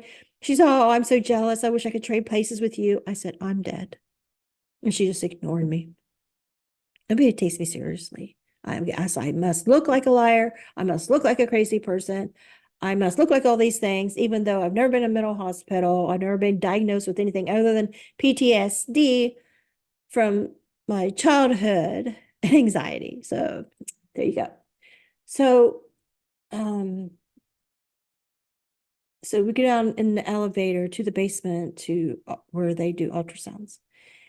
And on my right is the little TV screen for the ultrasound and the ultrasound technician. And on my left is my sister. And so she puts the jelly on and she starts to do the ultrasound. And the technician is doing that. And my sister's like, oh, Peg, Peg, Peg, look, I see the twins. And she's looking to my right at the screen. She sees my twins. And I'm looking at her. No, they're dead. I'm not going to look at them. They're dead. Like, I'm not going to get attached. They're dead. And she said, oh, look. For a split second, I thought, what if, I'm going to use the word NDE because I didn't have a word for it back then. What if that wasn't real? You know, the NDE. What if that wasn't real, what I experienced in the hallway in the emergency room? If I am crazy, wow, that's powerful. To have a delusion like that, never had anything, like that in my life. Of course, I had the drowning, which I didn't remember, but, that was real. I know it was real. There's no way I can say that wasn't real. But if it wasn't real, if crazy is that powerful, I'll take being that crazy, like my oldest disabled sister. She's very severely mentally ill. If that's what mental illness is, I'll sign up for that because that means when I have my babies, they'll be fine. Months down the road, they'll be fine. I was just over 2 months pregnant. I was starting to show a little because they were twins. And I was so skinny. And I thought, I'll have my babies like I want before Christmas. So I'll take that. God, that was so real. There's no way that wasn't real. And so I just start to turn my head to look at the ultrasound because I want to believe those babies are okay. And I just have a glimmer of hope for a second. And I start to look at the ultrasound. I don't even get a chance to see it. The technician, her eyes bulge at the screen. She jerks it over where I can't see it.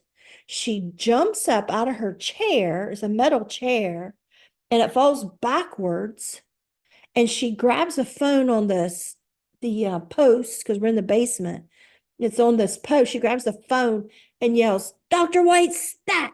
And she runs out of the room and the phone's hanging off the cord. She didn't hang it up. Well, I'm a goner. I knew that was real. I knew that was no hallucination. I know I'm not that crazy. Nobody could ever imagine such a thing as I did, as being in heaven. And so I'm gonna die here. And like time's run out. Hopefully the doctor can fix it, but my fears are confirmed. And you don't want to be right in those situations. But when you are right, then the whole world knows you're right now. And so Dr. White comes in and he said, Peggy, it's the worst thing imaginable. You have got internal bleeding filling your entire abdominal cavity clear up to your chest. We're going to have to, he said, we're going to have to go and do surgery. He said, this tubal pregnancy, the reason why it didn't look like it on the last ultrasound is because one baby's in the uterus and one is half in. It's so close, but yet so far. It's stuck in the tube. And so he said, since you're an organ donor, I'm going to send you back upstairs. You're going to sign paperwork. And then they'll bring you back down here and I'll be waiting for you to do surgery. So my sister, I found out later, she went and she called the whole family in, or the hospital called the family in. I don't know. But the whole family was in, and my siblings and my mother. And I guess when they called my ex, he drove from his work in Parkersburg. Mind you, this is morning, and drove to our home in Tupper's Plains, which is the opposite direction of the hospital, and got a shower before driving the hour to the hospital. So that's like an hour. It's like 45 minutes from his work to home. So it's like probably 2 hours after he was called. Never, my siblings and my mother was all there. My husband, my brothers was called in from work. Actually, I don't remember my brother John was. I remember my brother Steve and my sister Terry was there. I don't think John was there. Maybe he was in the military. And I don't know where he was. Or maybe he was, I just don't remember. And my sister told me later that my mom said she would be stuck making the funeral arrangements because she knew my husband would be too upset. But then my brother Steve was putting down my brother or my husband because he went home and took a shower and my brother came straight from work. They were told that I wasn't going to make it. And and so I had the surgery. And the doctor come in and it said it was the biggest tubal pregnancy the hospital ever saw. He said the babies were growing and thriving. And I asked if I could see them. And he looked at me weird. He's like, I said, where are they? And he said, in the incinerator with the other organs and things we throw out from surgery. And I just bawled. And so that was the tubal pregnancy. The thing is after the tubal pregnancy, strange things happened for a while.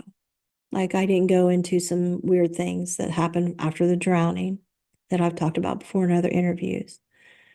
But some strange things happened for a while after the tubal pregnancy. The first thing was we were at a family reunion on his mom's side, and a whole bunch of people there outside at this park, and the bunch of picnic tables covered with food, long line. People are just getting ready to start eating. Everybody's holding their plate, looking at all this food, deciding what they want. And I'm in line with my husband, kids, and I start hearing a baby crying. I'm like, do you hear the baby crying? He's like, no, I don't hear anything. And I start going up the line. Do you hear a baby crying? No. Oh, look at that food. Look at that food. Nobody's paying attention. I was like, I hear a baby crying. Sure, I was hungry and I want to eat as much as everybody else, but I hear baby crying. You can't just ignore hearing baby crying like something's wrong. And so I go past the line, way past the pavilion, and I'm standing out in this field because I'm listening to the sound of the baby crying. When I tell about it now, my mind goes back to when I was led, when my family was at Vito Lake, and I didn't want to go to where dry, cracked mud and sticks. It was like that. I was led over here, over here, over here. It was like that. I was led, like, come over here, come over here. And I still hear the crying. All of a sudden, the crying stopped. I didn't hear it. And I'm standing there like, God, why do I hear baby crying? I look around, there's nothing out here. And then I heard something say to me, look over in that tall grass, just like I did at Vito Lake when someone was like, go over to the right, over in here, we're in the woods. It was, even though I didn't remember that then, now that I look back, it was just like that. So I go over to my left and I'm like, it's tall grass. Why? There's nothing in this tall grass. And I stop and I look down, and in that tall grass was a deep trench, a ditch that was found out later that was dug because they were getting water in the cabins that was on the hill. And so they dug this trench to keep the water redirected. And this little toddler had fell or something. He was in there, face down, drowning. And his body was just barely, I seen it twitch just a little twitch. And I reached down and I pulled him up by the back of his shirt and stood him up on his feet. And he looked at me, and there's just like this water was flooding out of his eyes and nose and mouth and ears or something. Just like all this water is coming out everywhere. And he was just looking at me like he was seen a ghost. And I thought, well, he's got so much water in his eyes, he's scared. Like, you know, but like, little boy, you okay? And he took off running. And now I see his parents have come over and stood at the end of the pavilion. They must have realized their child wasn't there when they went to eat or something. And they're standing this pavilion in there. But as he's standing there and he's pointing right to me, and they're going like, huh? What? Like they don't see me. I thought, I'm standing right here. I don't know what the problem is, but the moment I picked him up, I knew I miscarried because I was pregnant again. I was 2 months again. After I lost the twins. 2 months later, I was pregnant again. And I'm 2 months pregnant. That's the same distance pregnant as I was when I lost the twins. And I felt I miscarried. And so I went and told my husband at the time, and I said, let's fix our plate and eat alone over here under the tree. I didn't want to be around anybody. We sat under the tree with our 3 little boys and ate. And I said, Susie's done eating, I want to go home. So I went home. And then about a week later, I'm thinking it's a week, I don't know. Wasn't much later. His family had a reunion at his parents' house. And so we went to all these things they had all the time, every holiday, even St. Patrick's. I mean, every holiday. We were down there and everybody's bringing food, and their guys are all drinking and stuff. And I was in no mood for it because his family didn't like me. I mean, that one woman had beat me up, and she's right there, and she's the most popular thing there is. And they all sided against me, and it was no different than my biological family. I was just not good enough to breathe the same air as anyone. What hurt me was, but now it hurts more because I lost twins and now I miscarried, and they all knew it. And nobody could say I'm sorry. Nobody gave me any condolences through any of this. And here we are at this big party, and I'm right here. And they're just ignoring me and treating me just as bad as they ever did. And so I just went outside to be alone. And I sat in the wet grass and looked up the night sky. And I said a prayer to God. I said, I give up. If this big Catholic family, they can't care about their nieces and nephews that died, there's no way they're ever going to care about me. And I just released and surrendered and got lost in the beauty of the stars, this beautiful starry clear night. And I don't know if that touched something in my soul from the rate being among the stars in the black light, or if it's just this release. I don't know why, but all of a sudden, it was like this big movie screen was in the sky. It was like I was at a drive-in theater because this big movie screen is out in the night sky. And I sit there and I watch my drowning from front to back. It's like I was watching a movie trailer of my drowning. And it took me over because when it was done, I was like, jolt me, like released me, like let go of me. And my first thought was, did I drown when I was little? And I only had two questions for my family because I went the next day. I went to my mom's house, then I went to my sister Terry's house, I went to my brother John's house, and I had the same two questions for each of them. Did I drown when I was little? And how did you find me? Because I do not remember the rescue. And long story short, a sister says, oh, yeah, I remember that, but didn't remember much detail. My brother says, yeah, you got me in trouble that day. You always get me in trouble. My mom said, how did you remember that? I'd forgotten all about that. And she let me know that she did not want anybody in the family to know after that happened, that happened, because she says her firstborn, Junior, which I knew, had died at 9 months old. But I did not know until this time that she said that my dad's family all blamed her for it, which now I know the story about him dying. We would probably call that neglect today. He was sick and she had him out in the rain, and she left him alone at the house when her sister caught her out in the rain with the sick baby. And she says, you need to take that baby home. Well, she didn't want to be home, so she took the baby home, but she went to the neighbors. And my aunt called my mom and my grandma. My grandma came and got the baby and went to the neighbors, got my mom, took the baby to the hospital, called my dad at work, and the baby died a few days later, I believe, in the hospital of pneumonia. So she didn't want blamed for another child dying, even though it's fact that I had drowned. So nobody knew about this drowning. It was never discussed. She said, how do you remember that? How do you know about that? And everything I described is exactly the way they all three remember it happened. And she said she didn't know how to swim. I didn't know that. I just found that out a few years ago. She told me she didn't know how to swim.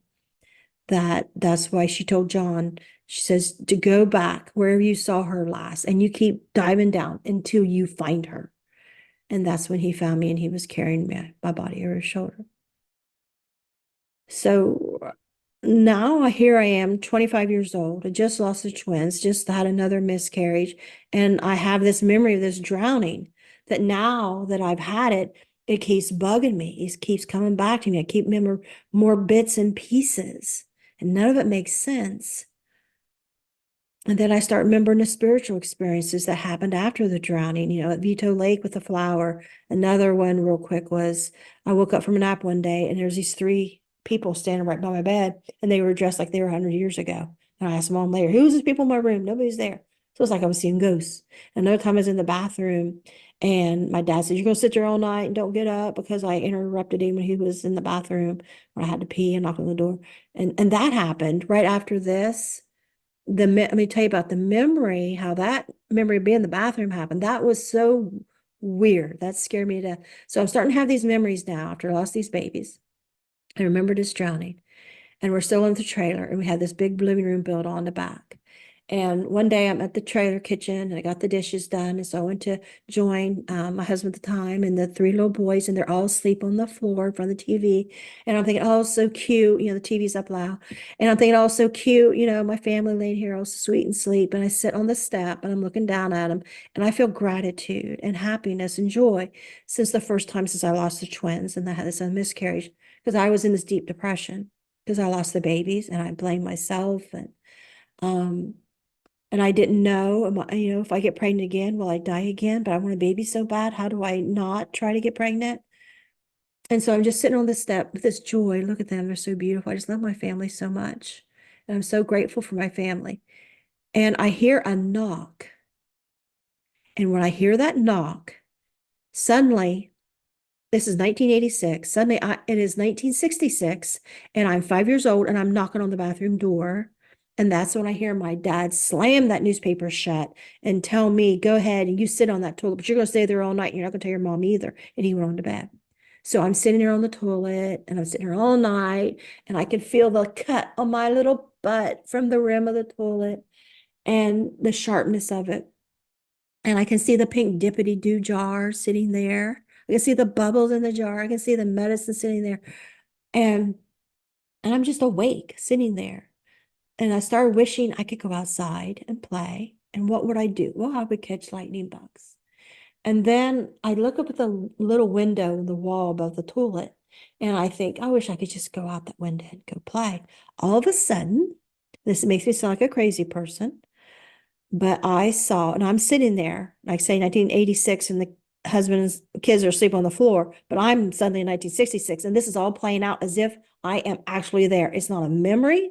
I am actually there, like a time warp. And I am looking at the wall, And I'm like, oh, I wish I could go up. And all of a sudden, I see a ghost come out of me and go scurrying, knees and elbows, up the wall and go right through the window. And I'm thinking, oh, you're going to get in trouble. If anybody sees you out there, they're going to, find you. And what are you doing out there? Are you playing with the neighbor's dolls? Because she's got some really cool dolls. I always wanted to go play with her dolls, and I was never allowed to because they got more money than we do. And I don't have the good dolls she does, So if I was a ghost, that's what I would be doing. But I don't know what this thing's doing. And it seemed like it was a boy. For some reason, I felt when I seen that little ghost, like it was a boy come by me and go. And so I like, but yeah, I'm thinking if somebody sees it, they're gonna think it's me and I'm gonna get in trouble. But if mom comes in the bathroom right now, she can see I'm still sitting here. I'm being a good girl. I'm not out there. And it confused me. Like, what in the world? So anyway, I have this time warp where I'm no longer in 1986. I'm in 1966, and this is happening. And I am fighting to come back. I'm fighting to come back to now. I want to see my boys and my husband laying there asleep. I do not want to be there on Constitution Hill sitting on a daggone toilet at 5 years old. And I fight to come back, and I get so scared. I run across the room and I go out the door. And when I open the door, I run into one of my husband's friends. He says, I was knocking on the front door. Apparently you didn't hear me. The TV's loud. So I come around back to the back living room, and I just went right past him. And as I'm running out past him, because I'm trying to get back to now, I'm not fully back. I'm there and I'm here. I'm there. I'm here. I'm in between. And I need to get back here and stick. And if that's what a flashback is, like Vietnam vets, my gosh, that's powerful. It is not a flashback. It is more than that. You are actually there. And why would I have a flashback about that? It was just sitting on the toilet. I mean, it's not like it was a war zone. Um, so I'm back there pacing on the deck, trying to get back now, get back now. I'm touching the trailer, I'm touching a tree, I'm touching the deck. I'm like, hold on, stop slipping back there. And I cannot express this. I cannot tell anybody what's happening. I have an oldest sister that's mentally ill, in and out of mental hospitals. You cannot act crazy or talk like you are crazy. And it's just like uncalled for and just happening out of nowhere. And so I hear the friend say to my husband as he's waking up, like, huh, what's going on? He says, let's knock the front door. I come back here. He says, you need to go see what's wrong with her. Something's wrong with her. Let's go see if she's okay. And oh, no, no, come on, have a beer. He's like, no, no, you need to check on her. Oh, come on, have a beer. And so I don't understand these things. I don't understand a single one of them. And it's just my quest in life to hopefully somebody with some scientific background, somebody will actually take this stuff seriously, because I know there's liars out there lying about their NDE. I can name names and I won't.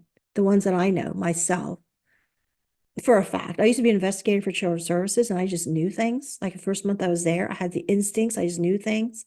I could get confessions because I would listen to people. I know they want to tell their story. I want to hear their truth. It was like accusation and like, oh, mean. It's like, you really want to tell your story. And they did. They do. And so I was like really good at investigations. But so I don't know. I just always hope that somebody will actually realize we're not all lying. We're not all crazy, that there is some dissociation, but it's spiritual in nature and not psychological all the time. When perfectly sane people are having these experiences, and the one time I thought I actually had like a psychotic break with, say, the juvenile court, but another time was I had walked downstairs to my father and mother-in-law's house, and they was having a big party, and I overheard all the men telling my husband at the time that he should divorce me and take the kids. This is after I had got fixed and died, because I got fixed and lost 3 of our children, our babies, unborn children, because of this. And they're down there telling him he needs to take the kids and divorce me. And I got real quiet. He knew that I heard. He could tell in my face I heard. And people I trusted, even like my father-in-law, were standing there, and his uncle and all his brothers and brothers-in-laws, and it seems like everybody was in on it. And I was just hated my whole life. I was always treated, I wasn't good as everybody else my whole life. And this broke me. And we went home. We just lived just right around the corner. And I went and put the boys in bed. They were babies, and Jeremy was a newborn. And like I said, I just had that second C-section and got fixed. And I way before the twins. And I sat on the toilet and I started disappearing. Felt like I was falling in a deep, deep pit. And I was just going. I was allowing myself to go because I could not live without my children. And they were going to take them from me. And I knew my biological family would help them. They would all gang up against me, and somehow, for no reason, like they all sat and said how I was the perfect mother and the perfect wife. They would say they could eat off my floors. My home was that clean. There was nothing that I was doing that caused this hate. This hate has been around since I was born. My mom wanted to abort me. Like I was her sixth child because the first one died. She wanted to abort me, and she told me, she was adamant she was going to have an abortion. Nobody's talking her out of it. Well, then my dad said, how about if I buy you a clothes dryer?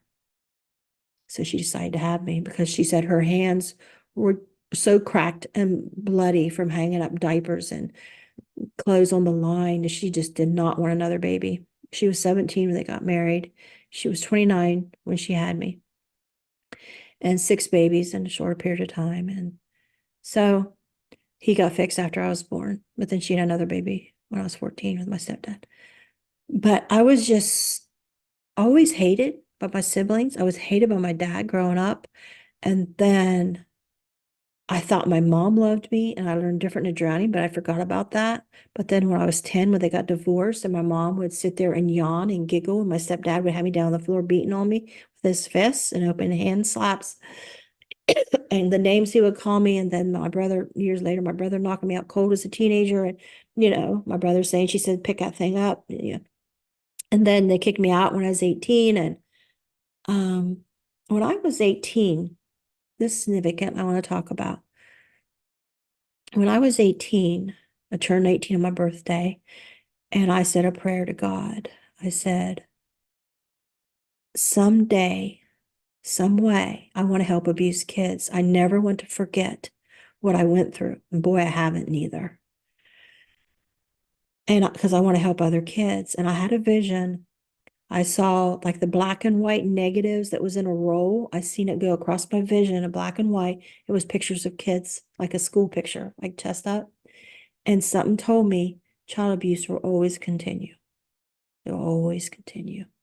Like it happened, while I went it, and it'll happen after me. Child abuse will always continue. And so when after we adopted Nathan, he was actually my first foster child. I was considered the youngest foster parent in Washington County because I took him. He was 2, and he was born in 84. And so I was 25 years old. I started doing foster care. And then after I took him in, my mom says, here, your cousin died, brain tumor. She's got these kids and nobody will take them. And grandma of the other side, they took the boy and the oldest girl. She's young, pregnant, and had her baby, got married. There's these 2 teenage girls are real unruly. You got to take them in. So I took them in, and they were from Washington County. And then I looked in the newspaper one day, and I saw that they was advertised for therapeutic foster parents. So I became the first therapeutic foster parent in our area. And I actually had obtained through that license through not just the Ohio Department of Job and Family Services, but also Ohio Department of Mental Health and Ohio Department of Youth Services. I had 3 different certificates to have children in my home. And I gained a very good reputation through my foster care. I had 60 kids, foster kids, most of them therapeutic, in 16 years. And we adopted 10, if you count a nephew, because I got remarried. We divorced after 16 years, and I got remarried to my soulmate. And first year we were married, I got married in 97. In 99, we adopted our foster kids family, our sibling group of 5. And the next year, 4 more of our foster kids, which was sisters, became available for adoption. So we adopted them too. We didn't mean to adopt 9, but that's just the way it happened. We couldn't tell them no. They've been calling us mom and dad for a year and bonded with our other kids. And so, with children's services, I had impeccable reputation. For my job as investigator, I did handle 75% of all the county's cases. And my cases are very thick, where somebody else might just do half a page and they're done. Kid's fine. There were situations where I saved kids' lives where there's no way I could have known what I know to be able to do that. One was a brain aneurysm. And the doctor was even saying, "Oh, no, it's just inner ear." And I was like, "Oh, something's wrong." I called the parents and they said, "Say no more." We wondered it too, but now that you told us, I said, I would take, if he was my kid, I'd give him to the hospital. Took him right to the hospital from school and picked him up because I called. And they sent a very nice letter to our agency and said, "Thank you. You saved our life, saved our son's life." He had a brain aneurysm when he got to the hospital. And that's what was causing his issues. I don't know, those things come slow. I always thought they come on fast, but he had some issues recently. They just said it was ear infection, ear, whatever. So, and I could go on about cases. But the thing is I wasn't hailed a hero. No, I was hated.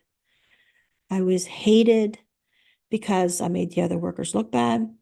I was hated because there was some cases that were clearly neglect from our agency that caused these children's injuries, because they did not want to put any kids in foster care because they didn't want to pay for it. And they said all these kids were brats. They deserved it.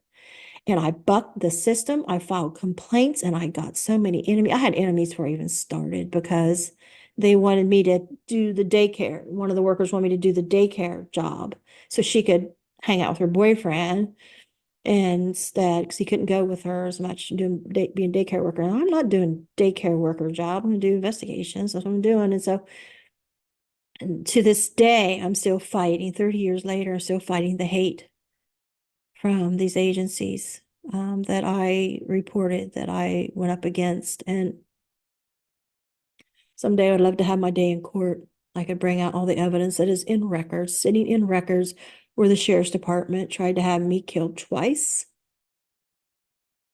The first time they called me and said, "Hey, Pegi, come out here and take custody of this kid because we're getting ready to arrest the dad." I went out there, which he would be dependent at that point. But I said, "You arrest the dad first because he's not dependent right now." And he's in this little camper. And they were all hiding behind the car doors, these cops was, and said, "Hey, go up there and knock on that door and tell the guy you want to take custody of his kid." And I said, "No, I'll call the judge after you got him arrested and gone, because then he'll be dependent." I didn't know nothing about this case. And then they just went out and arrested the guy and then took him away. And they said, "Oh, the neighbor said they'd take him." I said, "You told me before I got here, the neighbor said they wouldn't take him. Now you're saying they will? When did this happen?"